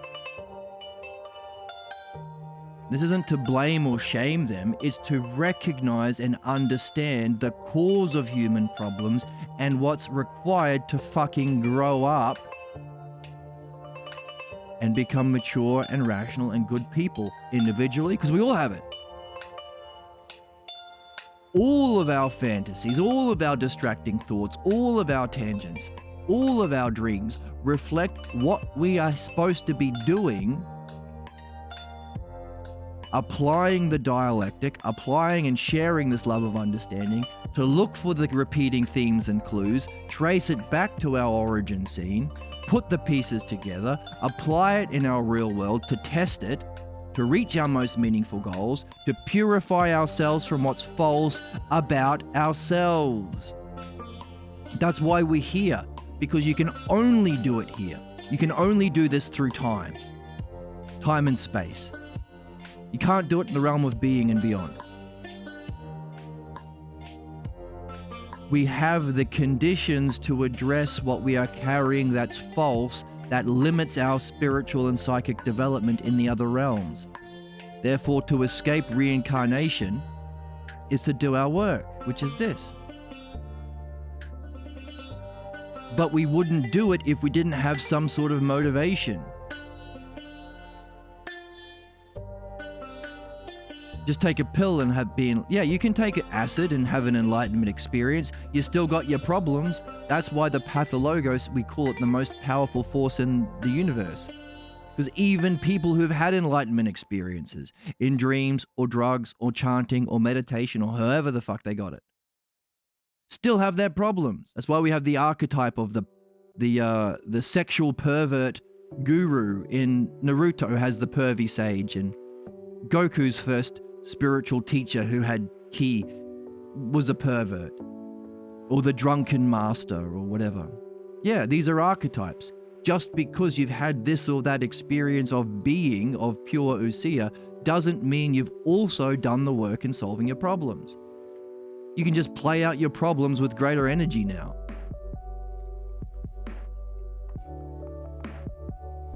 Fire references, yeah. These are archetypes.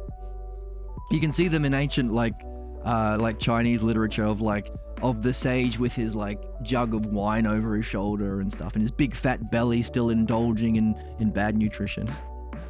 Yeah, these archetypes.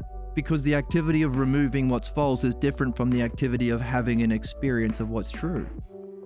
And by the way, these spiritual traditions of the East, they didn't have understanding.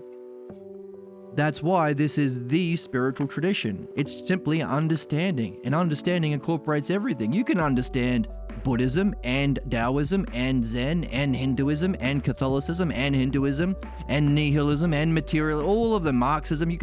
Everything can be contained within a system of understanding. Of course.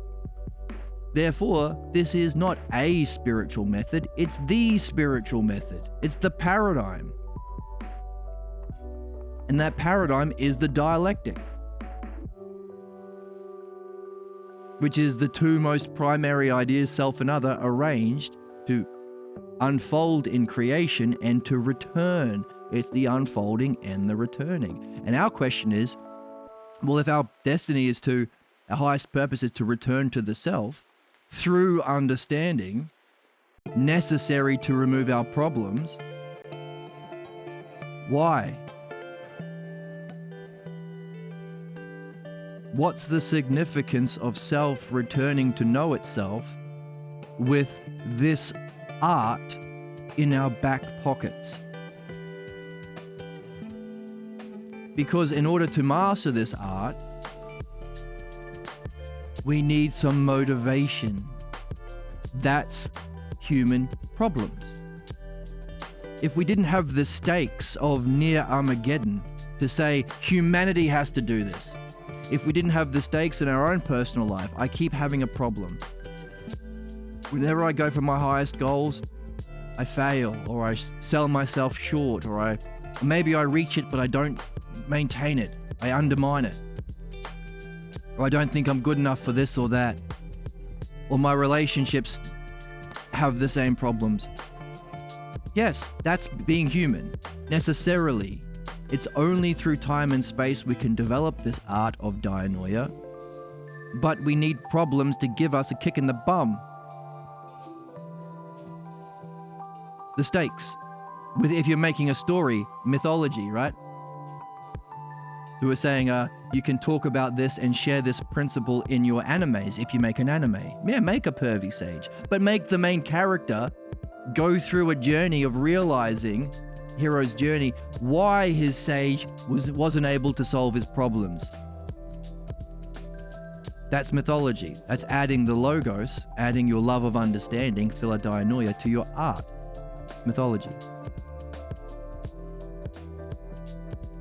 So in mythology, the hero needs stakes. Luke Skywalker could just sit on his fat ass and not leave his moisture farm at the beginning of Star Wars if the universe wasn't in peril from the Death Star and Darth Vader. Every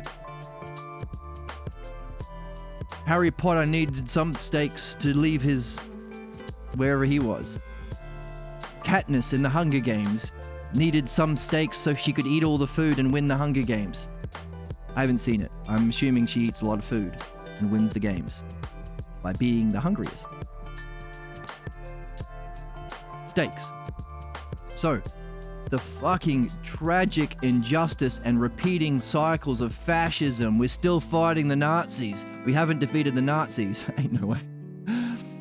All of these problems, wealth inequality, that's all of these obvious problems that a 4-year-old could solve if they were just reflecting on them for 5 minutes. Why do we have them? The stakes. The stakes to force individually with our personal problems, our tangents, our fantasies, our distractions, our dreams, and played out through our everyday life and our repeating cycles of problems, give us the stakes to see the significance of philodianoia and philosophical midwifery. Needed to solve problems, reach our highest goals, and not by taking a pill or inheriting $1 billion like a rich mofo. No. By having developed this progress through understanding, through the 4 stages of learning. Again, 4 stages, the dialectic. What are they? Philosophical ignorance. Not pathologos ignorance, where I'm always right, Trump's never wrong, or Hitler's never wrong, or my mummy and my daddy is never wrong. No, that's shitty ignorance. Philosophical ignorance, when you realize you have a problem or you realize you don't know something, but you're seeking it. Gaining right opinion. Finding a master like Socrates, who has gone through this process because he had his teacher, Parmenides and Diotima. Yes, enlightened gurus, masters of philosophy can be women like Diotima. And yes, there was an ancient golden age where this was commonly known. That's why we read Socrates. That's why we read Pierre Grimes, who wrote this book. That's why we do dream analysis. That's another master of the logos, communicating to you every time when you sleep. From those right opinions, you don't just take dreams on their surface. You have to unpack them. That's understanding. You have to see why the right opinions are right. That's dianoia. That's what we're into. But then you test your understanding in knowledge, or nous. The 4 stages of cognitive development. Now, the thing about the 4 stages of cognitive development is we recognize nous as that wisdom experience, but we read the Phaedo, Socrates' last day on the planet, and he said, by the way, meet me somewhere else. I'm going somewhere. If you're a true philosopher, meet me somewhere. The top of nous. Just like we have fish in our world that don't realize there are humans on the surface, this realm of being, a lot of people, they're fish there. Yes, it's the brilliant light of pure being and all that's the greatest experience, and you know eternity all at once, all that stuff. But there are some people standing on the top ready to go somewhere else, just like fish don't recognize humans are standing on the surface of our physical realm.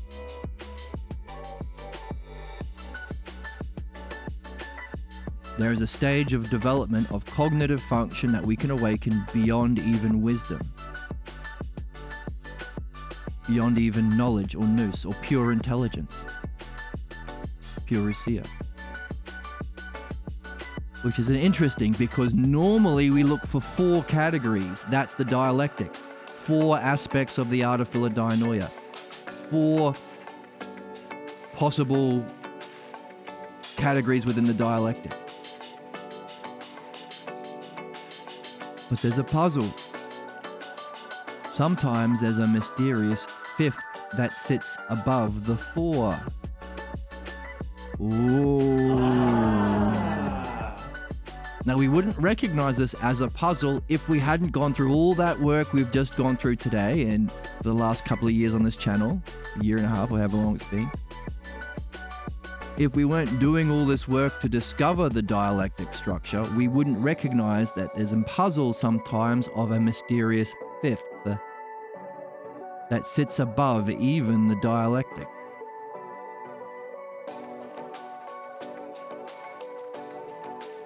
Let's keep that puzzle in mind as we continue to read, because we might awaken something.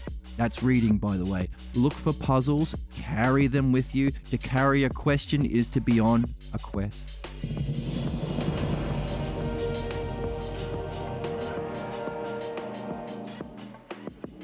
Let's take this with us back to the text. I'm back. So we had a question. What's all this puzzle talk? That's a very good question. Okay, in brief, you know how, well, pretty much it's learning how to read. You know how you go to school and your teacher says, what did this book mean to you? And you just say any old bullshit. To me, Catcher in the Rye is about how Jesus is in my cock and the devil is my semen and whatever the fuck. Who cares? You just make up any old nonsense. That's interpretation. What does it mean to me? Well, to my racist uncle, everything means racist shit to him. That's not reading. You're not seeing what the author is saying. Famously, Squid Games. Right? All of the right-wing fascists are saying, Squid Games is about how capitalism is actually good, actually. Actually, it's good, actually. And the author of Squid Game says, no, you fucking idiots, it's the opposite. That's called interpretation, where you add stuff that isn't there, or you leave out stuff that is. That's the kind of distortion we've been looking at here. So as you go through midwifery, you realize, oh, hang on a second. This stage here, when you get to stage G, A, B, C, D, E, F, G, the 7th stage in the philosophical midwifery process, you upgrade your ability to perceive reality, perceive yourself and your past. And then in H, you're able to apply that new perception of your past with less interpretations, less projections. You ever met like a real old, stupid guy? Okay, I'm talking from personal experience. The other night I was playing music out and I got on the tram to go home and I quickly ran to the tram. This actually happened. This is not a story. I got onto the tram and I just made it before the tram left the station. I was like, oh, phew. And I've got my guitar on my back and stuff. And I made it there. And I quickly go, oh, I just made it. And I sat down and there's an old guy sitting next to me. And I go, oh man, I just made it. And he goes, oh yeah, don't worry. We're not leaving in a hurry. And I go, what do you mean? Oh, there's a problem on the tracks ahead. So we're not leaving straight away. I go, oh, how long have you been stopped here? He goes, oh, about 5 minutes. Okay. Then, and then, see if you've been in a situation like this before. The face changes. All of those wrinkles that weren't there before, well, I mean, they were there, but they weren't activated. He activated them. He's old, so these wrinkles have been practiced his whole life that they're like baked into his face. And he goes, you know what it is? It's probably those damn kids on their phones.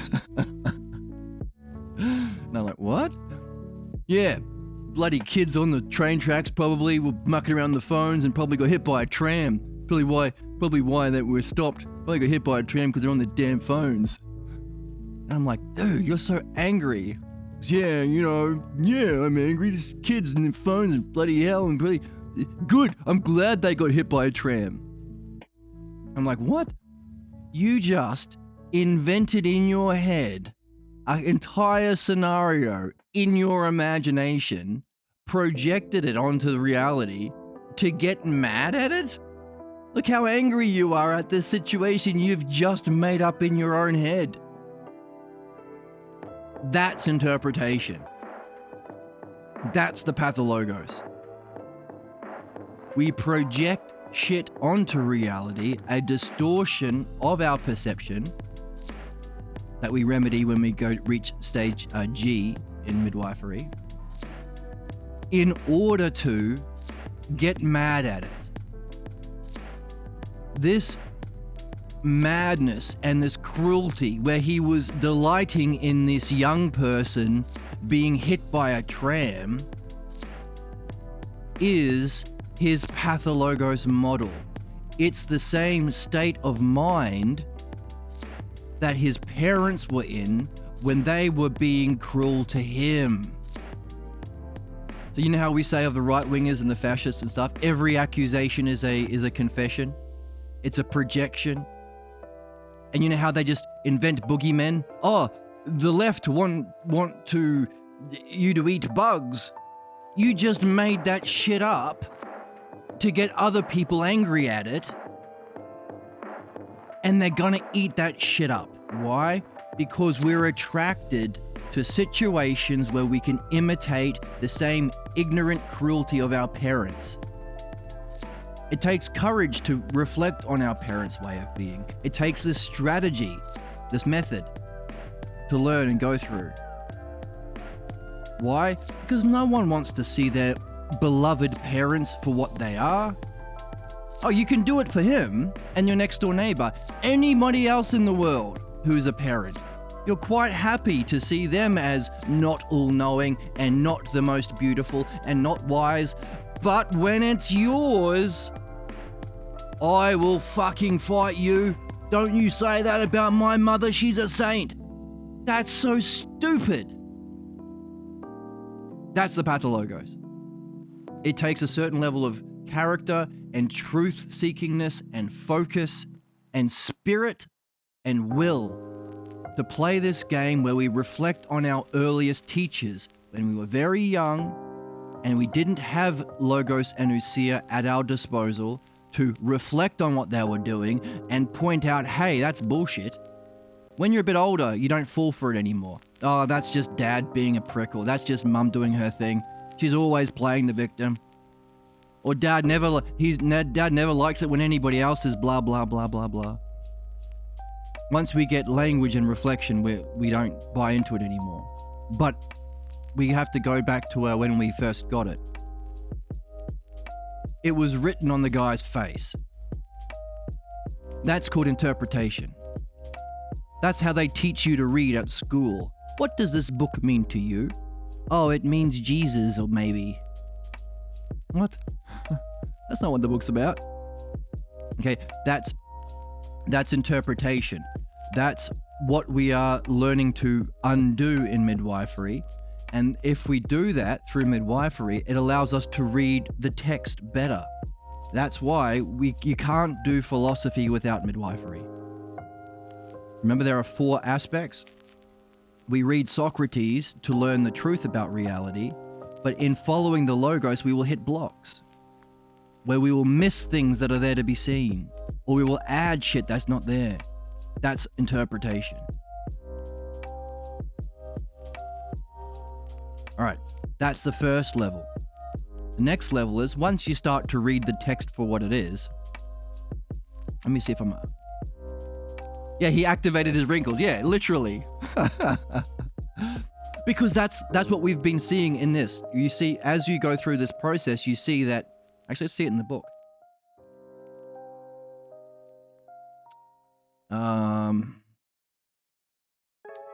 J. So stage G is when your distortions are reduced and you can perceive your past better. But in J, you realize that behind your problems is a certain image of yourself that you didn't even know you had. And it becomes an important part of nearly every talk for the subject to ponder why they accepted and believed this self-image. Yeah, and he made himself angry in the situation. Yeah, exactly. Why do we believe this self-image? The one that stars in our fantasies and distractions and all that. By our own reflections. I can't tell him it. All I can do is point out, oh, isn't it interesting that this or that happened? Do you find it interesting? And by the way, demonstrate a way of being that I'm not blaming him, but we play a game where we see through that stuff. It has to be his call. Their own reflections, they are brought to see that a false belief about themselves influences them and can be said to mold them in some way. The wrinkles, the way of being, the role we play, how we relate to people, the way we hold ourselves, the way we talk. We are being molded into a false idea of self, blocking us from our learning to discover our true, most authentic and excellent way of being of the actual self.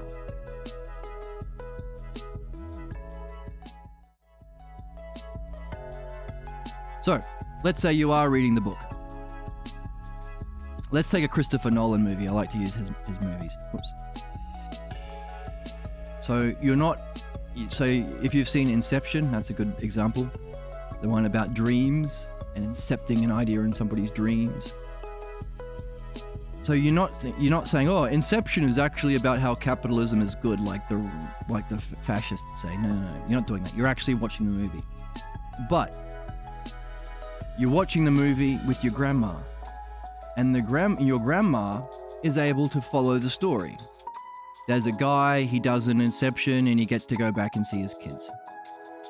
So your grandma walks out of the movie happy. No, I followed the story. But you are cleverer than your grandma.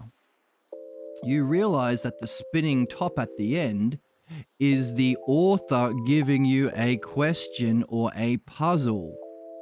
If you weren't really paying attention, if you weren't applying yourself in your highest way, you would have missed it.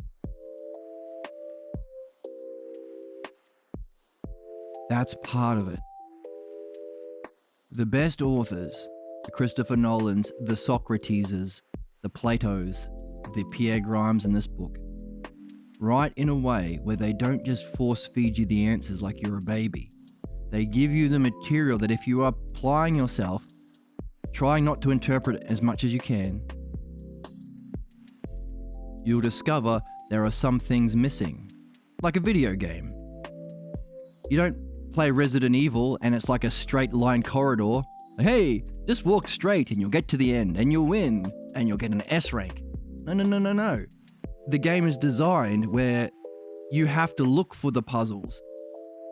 Oh, there's this statue is in the wrong place, or this portrait on the wall is missing a gem in its eye or something. You have to first discover the questions, the puzzles, and then you have to use the text to find the answers. You don't just program in a blue gem no, you have to go look for it in the game. You have to use the Inception movie to find the solution to the puzzle. Now, often there'll be 2 levels. There'll be an even deeper question that you can awaken to as well. Now, so this idea of reading without interpretation, reading, looking for puzzles and questions, and developing a hypothesis, maybe this, and carrying your ifs, your hypotheses, your possible conclusions, carrying your questions as you read without interpretation, that's reading. I find that very interesting. Okay, go ahead. Unbelievable. Hey, whoa. Who asked you? Okay, go ahead. That's reading. That's what we're learning how to do. So that's what we mean when we say look for puzzles. And one such puzzle that has come to light today is, what if there's a 5th level? Let's get back into the book.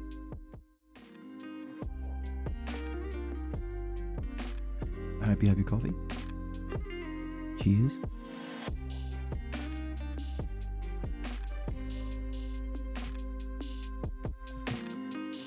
So where are we? We are at J. So we've leveled up. What are our levels up? Hitting stage D, we have a new way of understanding our problems. It isn't because you suck. It's because of a state of mind that's linked to certain negative feelings, negative thoughts, inappropriate actions, inevitable failures. When we reach G, we have a new perception with less projection, less like angry old mate on the tram, less like the Republicans or the religious people. It's evil to be gay, and then they turn out to be gay. Yeah, no shit. You're projecting. Why are you angry? Why are you focused on it? Why are you adding that to what's there? Every accusation is a confession for people like that. But we have a new perception that we have with less interpretation at G. It allows us to perceive our past in G, apply it, connect it to how we're playing out our present in H.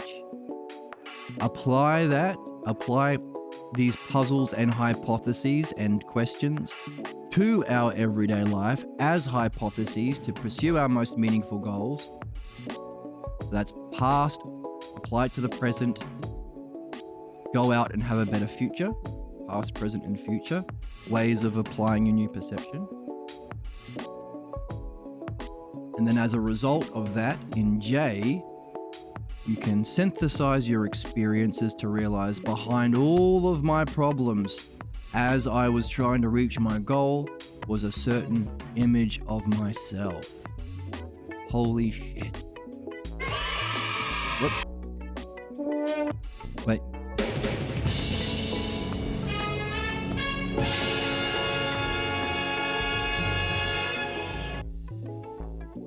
I'm on the move. My connection is bad right now.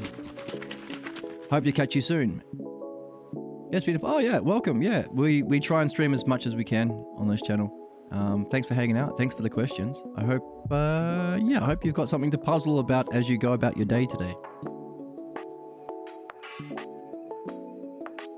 Thanks for stopping in. So, self-image, and every talk from this point on, it now becomes an important part of nearly every talk for the subject to ponder why they accepted and believed this self-image. Through their own reflections, they can identify that there might be a false belief about themselves that influences them, that molds them, that gives them the angry man wrinkles, and shapes their way of anticipating reality. Probably those damn kids. Okay, but from J, now we're wondering why. What's the cause of the image? A false belief. What's the conditions? What made it believable? That's our focus now. That's the direction of our questions for this person. Oh, that's an interesting image of yourself. What must you believe about yourself to identify with that image? Why was it believable, I wonder, considering it was false and harmful and limiting you and your goals? Wonder.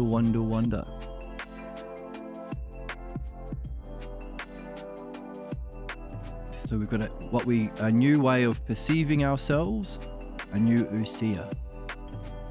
And the thing we get with us, a new state of mind. Before, it was a new understanding of our problems at the leveling up from the definition category, a new definition of the cause of your problems. The leveling up from your demonstration, a new way of functioning, a less distorted perception, less interpretations. Leveling up of your functioning. Now division. Our leveling up of our division, having applied both of those to our past, present, and future. What can we take with us in any context, wherever we go, whatever goal we're pursuing, whatever activity we're doing, whatever book we're reading, whatever tram we're on? A state of mind of wonder.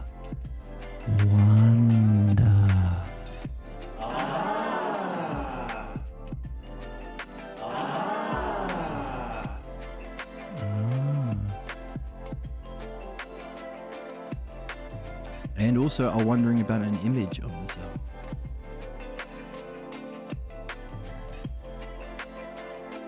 So that's J. That's the end or the conclusion of the division stage, but it's also the new definition of the next level. The conclusion. Wait.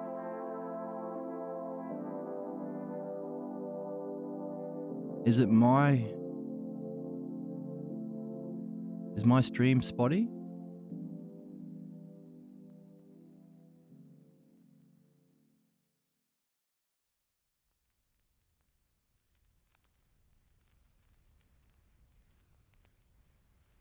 Is my streaming fine?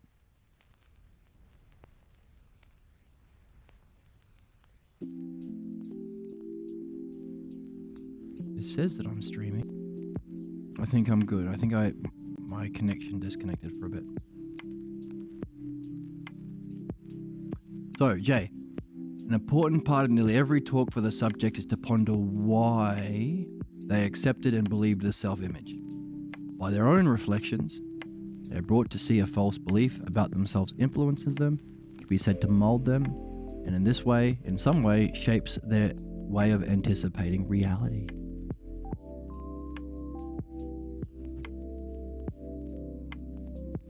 So how are we going to function with this new wondering about the self?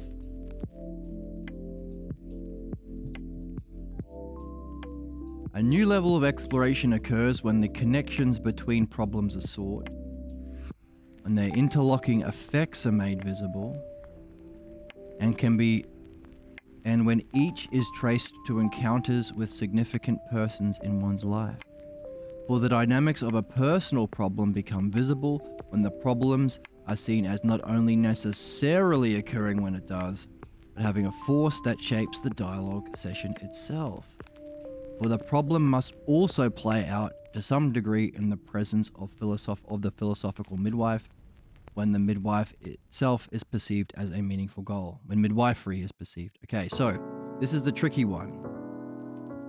How is this a functioning or demonstration of this new wondering about our self-image, the belief, and what makes it believable?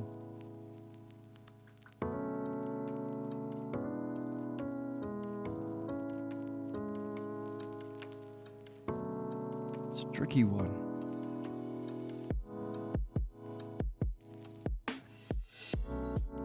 You function with it to tie it to people?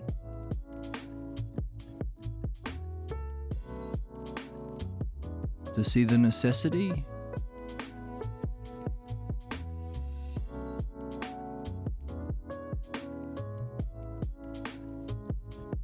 That the problems interweave?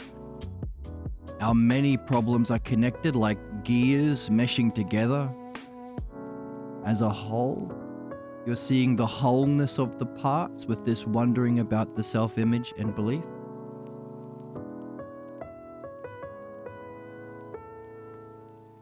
You're seeing how the parts function together necessarily?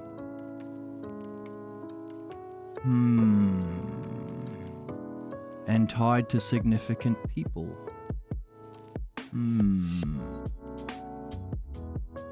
How is that a demonstration of the definition? Let's keep reading. Finally, there are those who recognize that their more mature and significant goals are suprapersonal, requiring them to focus on what is called a self-actualizing process, or simply philosophical goal. Division. So how is this the further implication or the further context of that previous functioning? interconnected parts into a greater whole from encounters with significant people. We use that to do philosophy. How is this functioning? To see an interconnectedness of parts into a whole. To see how all things are aspects of a greater whole.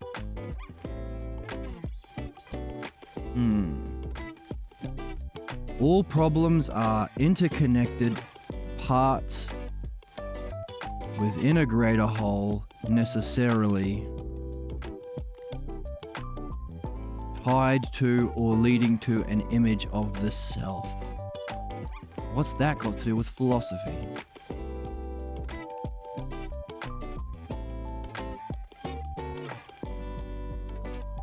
Okay. So we see that these problems that we've been playing out fit together as aspects. Necessarily, what's the word in philosophy? Justice.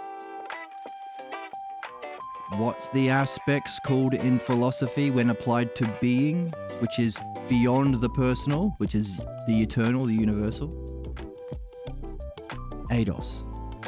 Mistranslated as forms in school, but the eidos, beauty. Being is beautiful. Beauty, being is goodness. Being is intelligible, logos. It also is just. It is necessarily the way it must be. Ooh. By seeing the necessity of our problems. Again, we left blame way long ago to even get in the door, so we're not even wondering about that anymore. Our problems are necessary. Our problems fit together.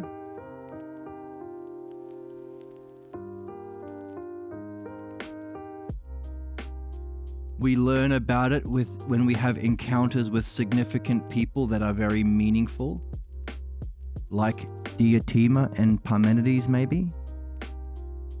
To learn about the aspects of being.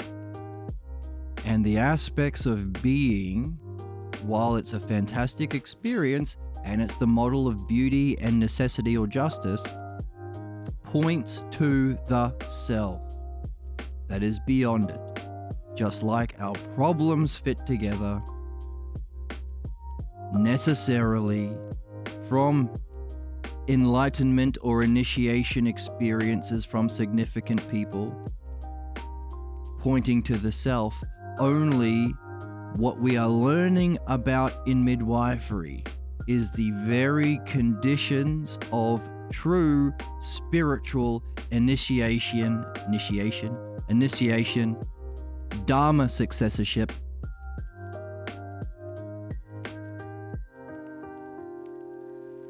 or enlightenment. Only we haven't experienced it yet because we have a pathologos specifically blocking us from reading without interpretation, from even pursuing reading as a meaningful goal. Why not try and earn money like Daddy said?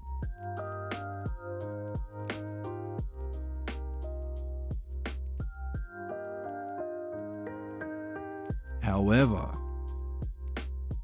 not only have we seen today that philosophical midwifery is absolutely necessary to solve our problems, individually, collectively, and as a species, it also, when we reach L.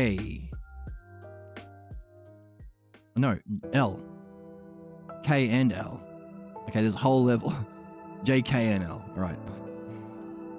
The conclusion stage, J, K, and L. We are now reflecting on it as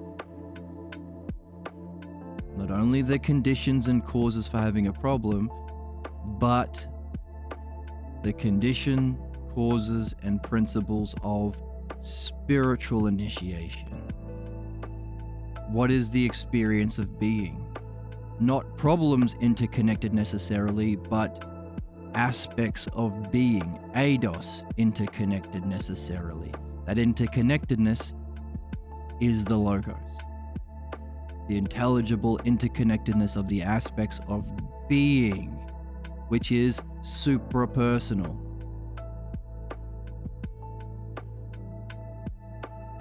The necessity of them fitting together is self-justice, the model of justice.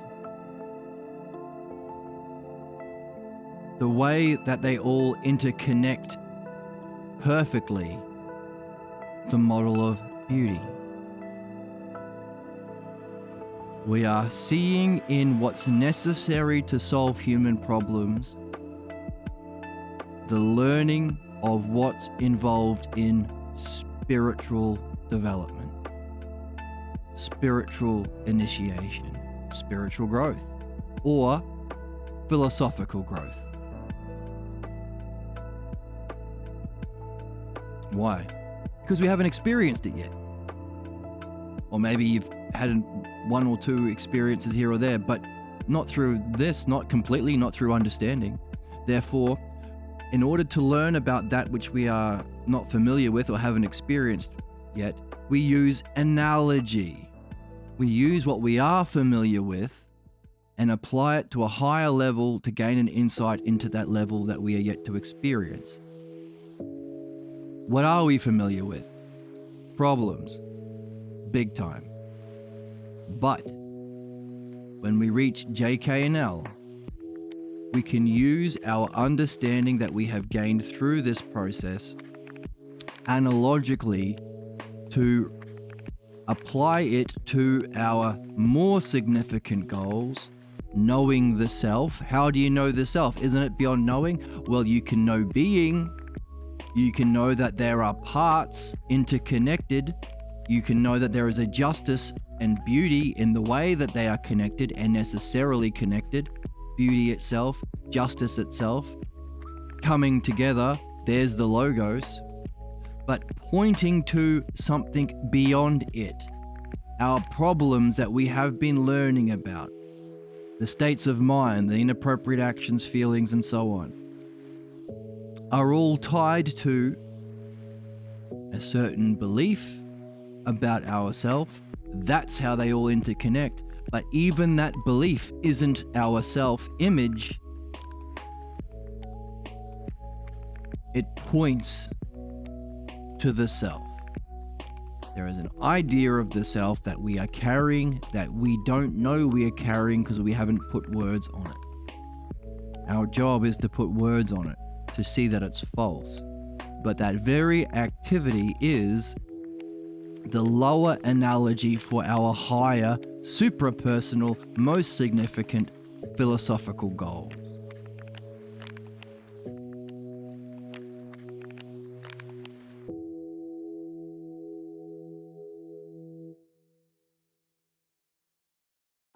Some go on to learn the higher function of philosophical midwifery. So what? So if really reaching the true nature of the self through understanding, through being, the gateway of pure being, if that requires us to be free of our problems, it requires midwifery. If we need to have some sort of understanding of that process to go through it, as we have been seeing in the text, we say, hey, we started by saying,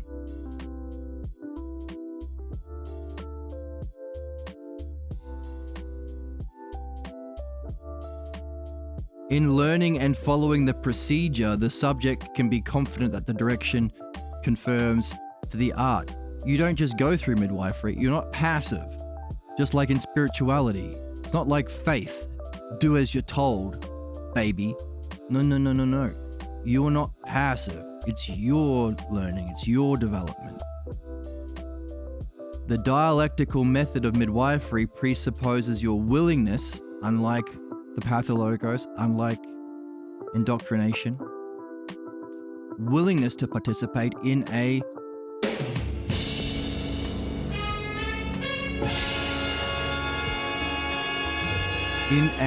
joint venture. You're the active agent. The midwife is helping you give birth.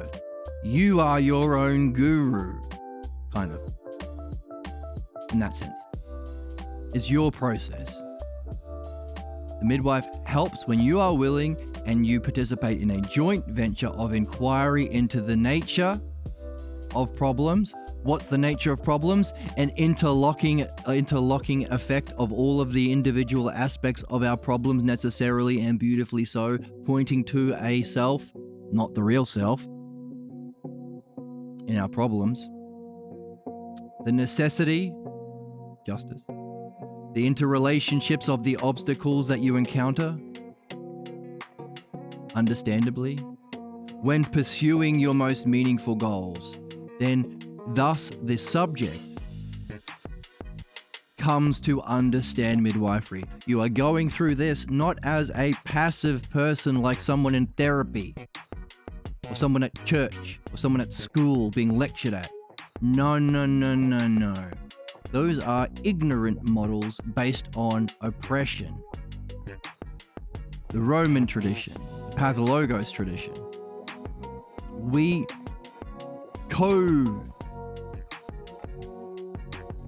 co-explore the joint venture. You develop understanding of the art as you go through it, necessarily, not only to be able to remove your problems, but when you get to the end of this process, you can take everything that you have learned in experiencing and understanding this, the most important human activity, necessary human activity.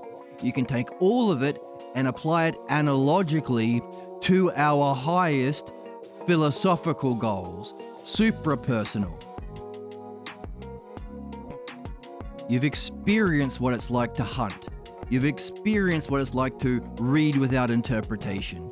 You've experienced what it's like to have a question and puzzle. You've experienced what it's like to see all of the puzzles and problems fitting together, beautifully, necessarily so. You can see how even all of those things fit together isn't the goal, but gives you an insight about the self. Because you had to do that to remove your false image of the self, the real cause of human problems. Meaning, A, you clear up or purify what's false, and you are gaining an understanding necessary for the perfection of what you have purified.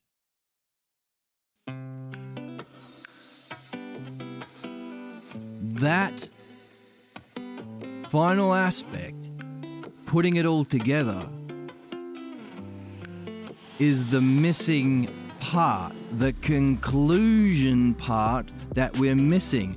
All of the previous levels have had four aspects: definition, demonstration, division, and conclusion, the four aspects of the dialectic. This last one is missing the conclusion. That's the conclusion that you will only see once you go through it.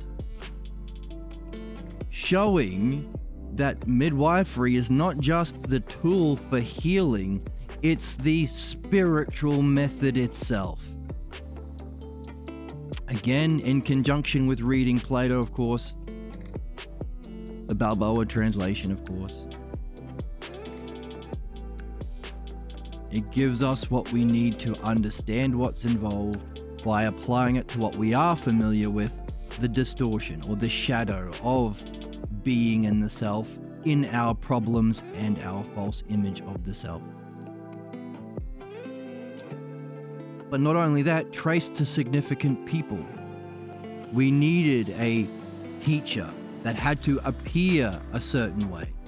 Equally so, we need Socrates, who didn't appear wise and knowing and caring, but is. Same thing with this book, Pierre Grimes. Not about appearance, like our parents. Tracing it back to significant people to help guide us through this process of our own self-understanding and experience, our own self-actualization. Meaning, now we have what we need for you to do the last section. We are missing HIJKLM. We're missing M.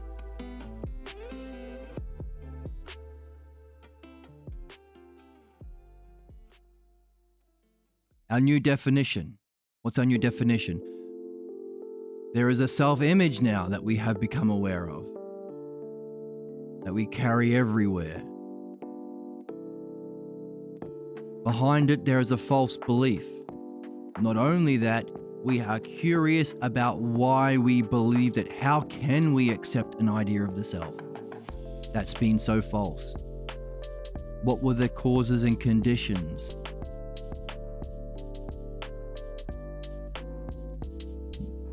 Take that wondering and realize that, hey, they all fit together in this kind of beautiful, necessary way, connected to significant people in our lives. What's the significance of that? So take this wondering about the self.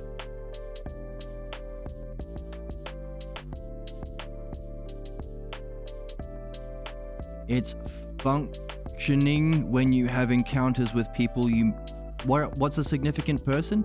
Someone who is themselves most just, someone who is themselves most beautiful, just like the midwife. There's our clue. If you perceive the midwife to be doing something most rational, most helpful, most spiritual, most beautiful, most just, most beneficial, then it's likely going to come up here.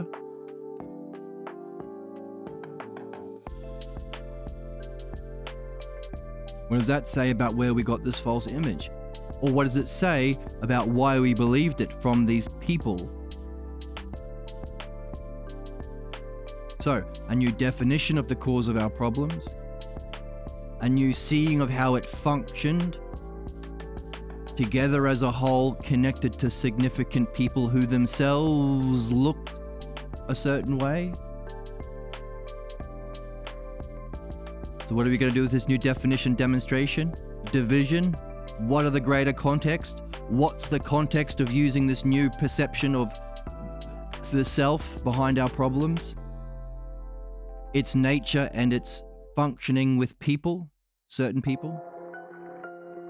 You can use that new upgrade, new Usia, for some sort of philosophical or self-actualizing process that's beyond the physical, that's beyond your individual self. That's for all of us, our highest purpose or destiny, our highest goals, universal ones. Okay, so that's how we can apply it. That's the division stage. When we apply our learning, our insight, and our understanding of midwifery that we've gone through for our higher spiritual goals, the higher functions of midwifery, from that application, you have to synthesize that together.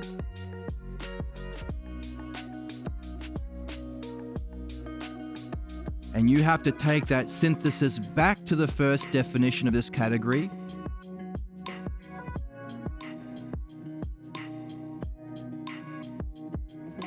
A self-image, a false self-image, a false belief, and false conditions for seeing that false belief about the false self.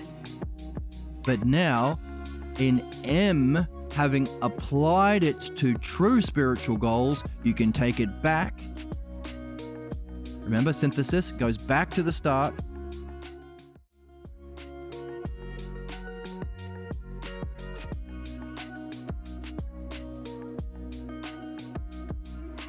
What's the new definition? Self.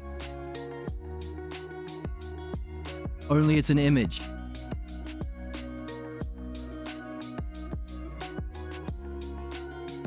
Experienced through what? A belief. And interconnected, necessary. Only it's a belief. Seen through what? Encounters or relationships with significant people. Only appearance. That's what we start with in this category. In the last category, the conclusion category, down here.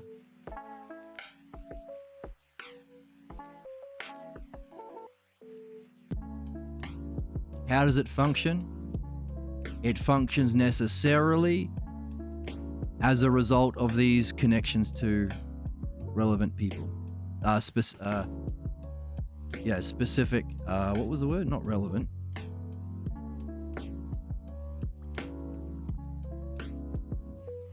Significant. Right, okay, so the definition is these two. How does it function? It functions as it functions necessary. Okay, let's do this again. What's our definition? A wondering, number one. About what? About the self. Only it's an image that we gain insight about because of not the direct experience of it, but from an interconnected necessary aspects. Interconnected necessary aspects. Only they're problems. Only they're false. Just like the self was an image, not the real thing. Okay, that's our definition. Definition of the self that you gain not through the self itself, which is wordless in our problem, but by seeing the interconnected aspects of our problems. How does it function? The belief or the aspects function necessarily. We might even add beautifully if we want. Well, that's not, maybe, question mark. And it functions from significant people. Only appearance. The appearance of significant people through our past and specifically our early scene. Division. What do you do with this new definition of what's most significant as a human being in the physical world? What do you do with seeing how it functions itself necessarily and functions with certain key people?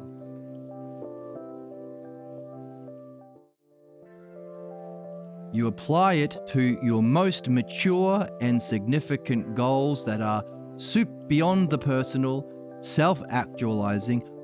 The actualization of the actual self. So we go back to here. We use these two in our division to apply it to the actual, not the image of the self, not our problem aspects, not our necessary connections of our negative problem, not the appearance of significant people, the actual, to be an actually beautiful, significant person in people's lives, in your own life, in your loved one's life. To find the actual image, actual self. To find the actual interconnected, necessary, beautiful aspects of the manifestation of the self in being. Because if the self is beyond words, how do we learn about it? In that experience of being, that's the division stage. That's the higher functions of midwifery. Therefore, the higher functions of midwifery are exactly what Diotima was doing with Socrates, what Parmenides was doing with Socrates. Therefore, your application of your midwifery to yourself and others in L is this.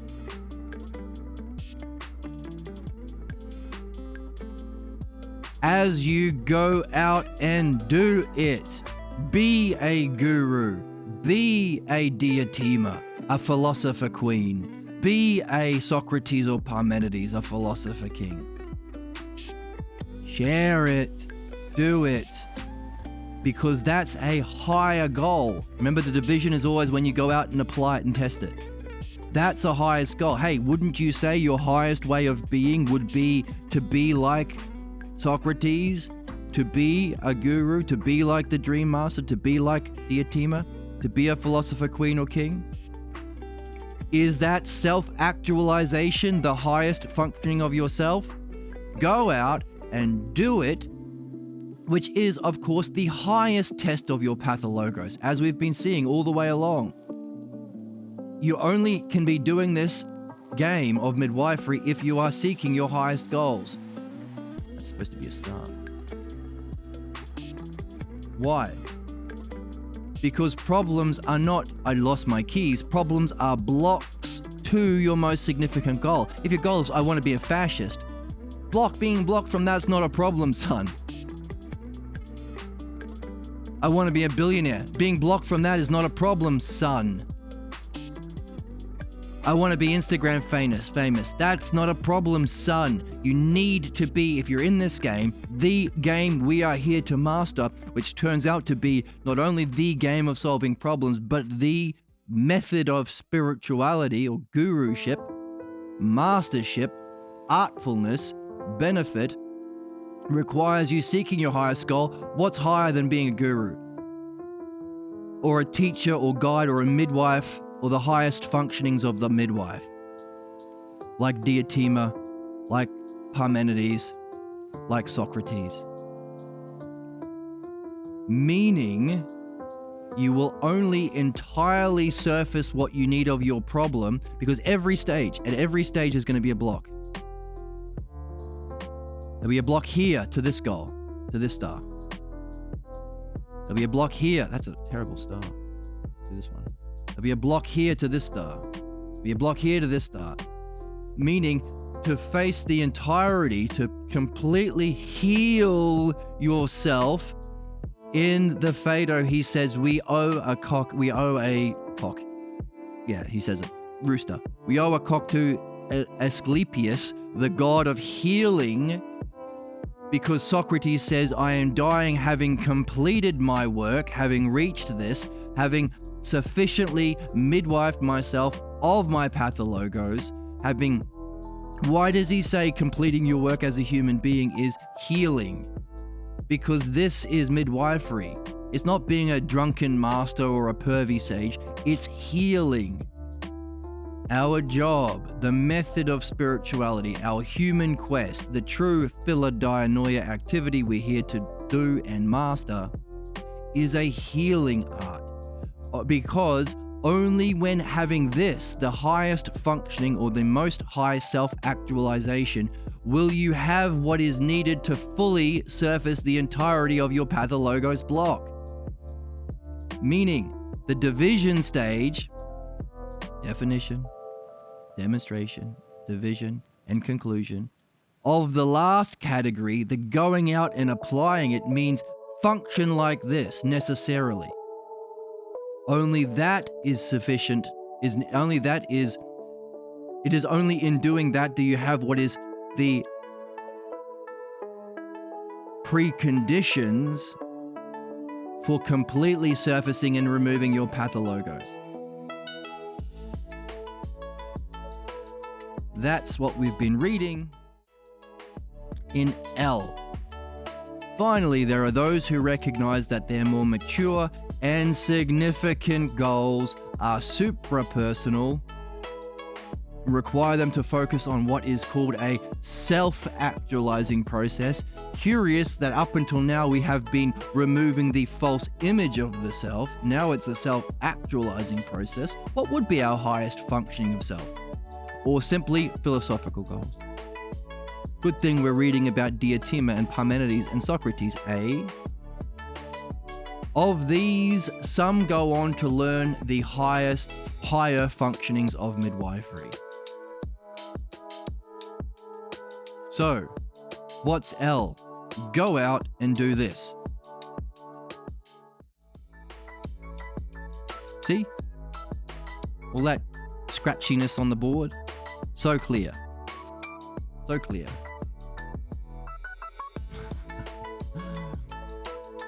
Let's get rid of some of them. Yes.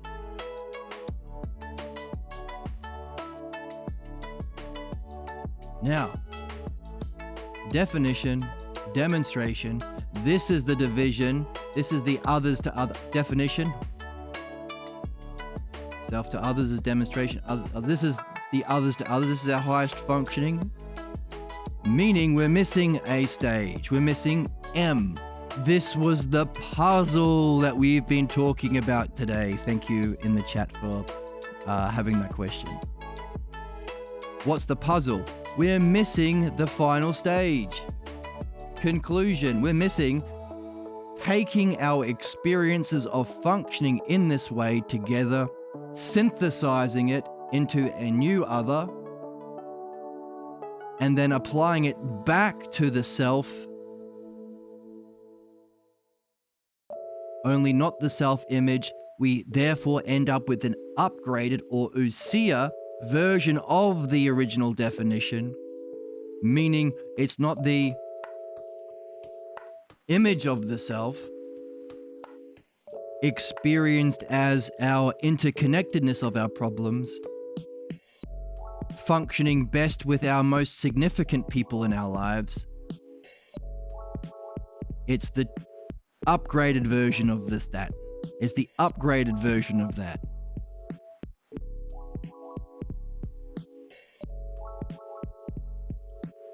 That's what you have to do. You have to do M,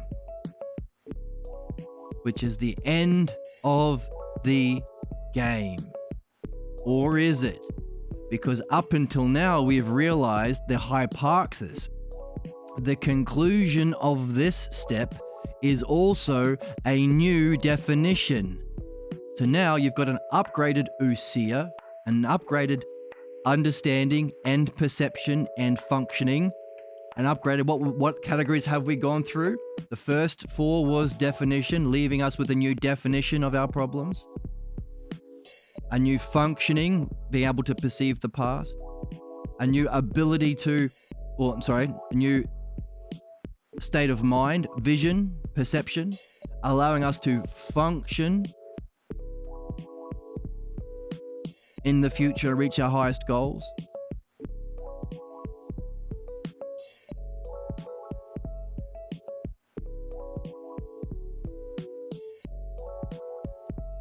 All of that comes together in a new what? Perception of self, or recognition or actualization of self, a new understanding of the self and being, a new perception of self and being, understanding, perception, a new functioning,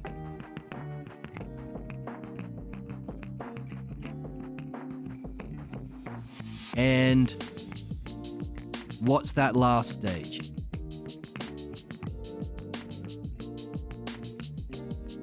Understanding, perception, functioning, and what?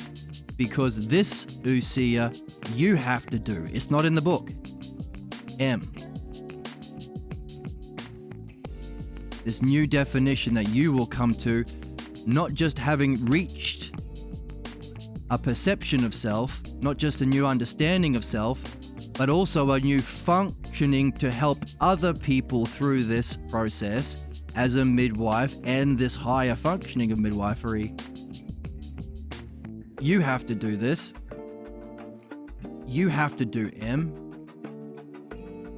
which is not just the conclusion of everything so far. It's the new definition. Having gone through this new understanding, new perception, new functioning, you will end up with a new, remember, look at our notes. Oh, Jesus, look at those notes. Let's get rid of this mess.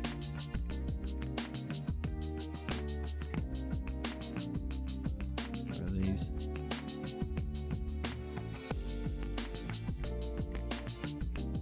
Yeah, get rid of this too. Don't do all the work for you.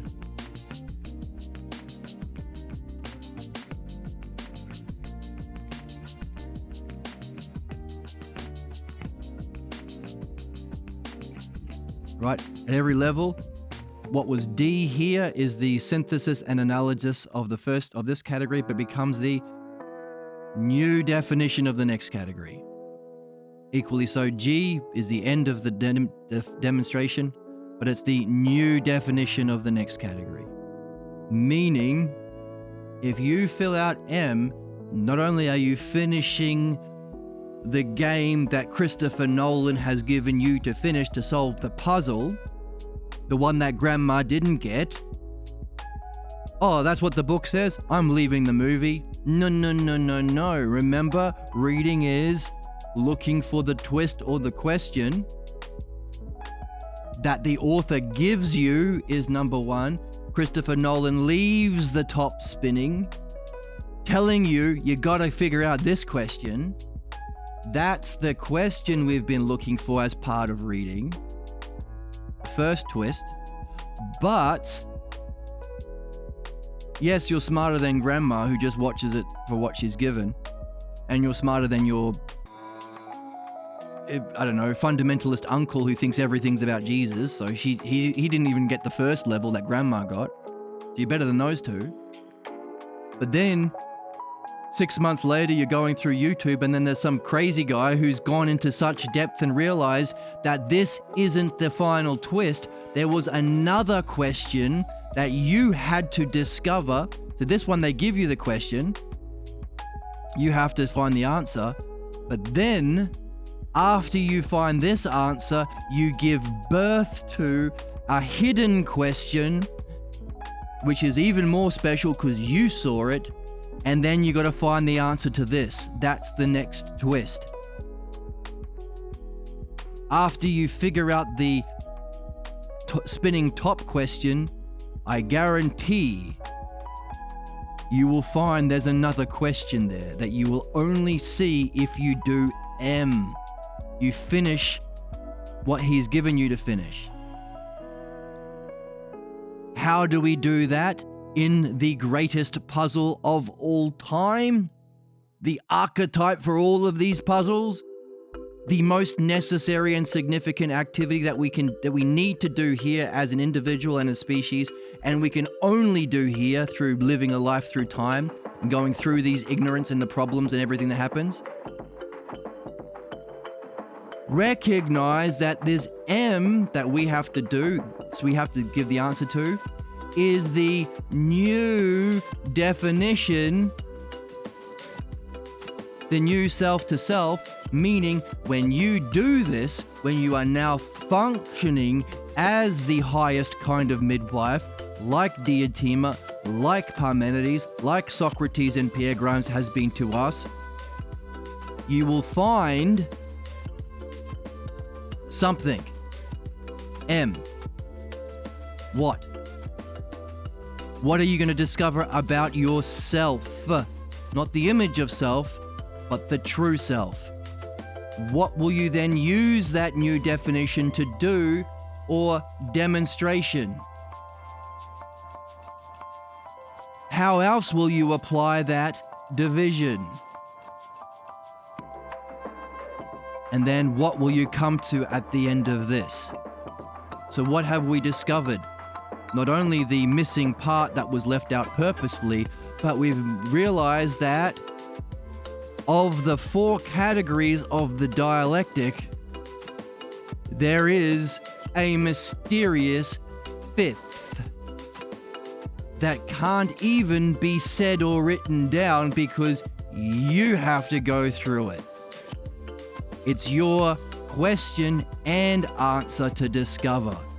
That's the point.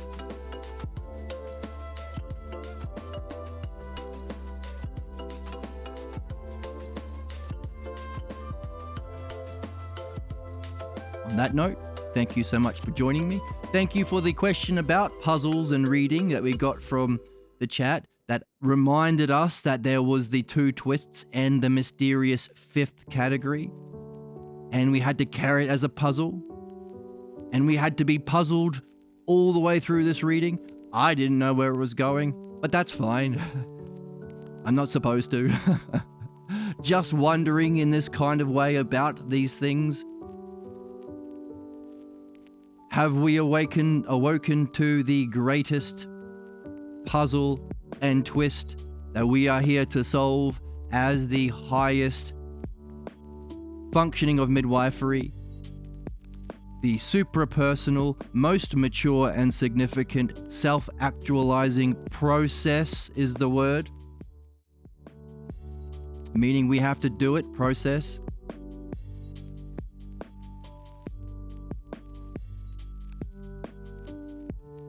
Go out and do it. And please, come back and let us know how you go. Share it with your friends. I hope you do. I hope you have fun.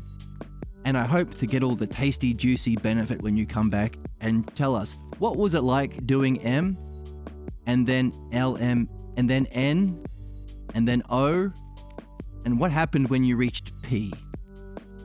The final 4 categories of the mysterious hidden 5th stage of the dialectic. Thank you so much. I hope you had fun. Thank you for the new people in chat. Thank you for the questions in the chat. Thank you to Stuffy for being here, helping me along the way, whispering all the wisdom in my ears. And I hope to see you in the next one.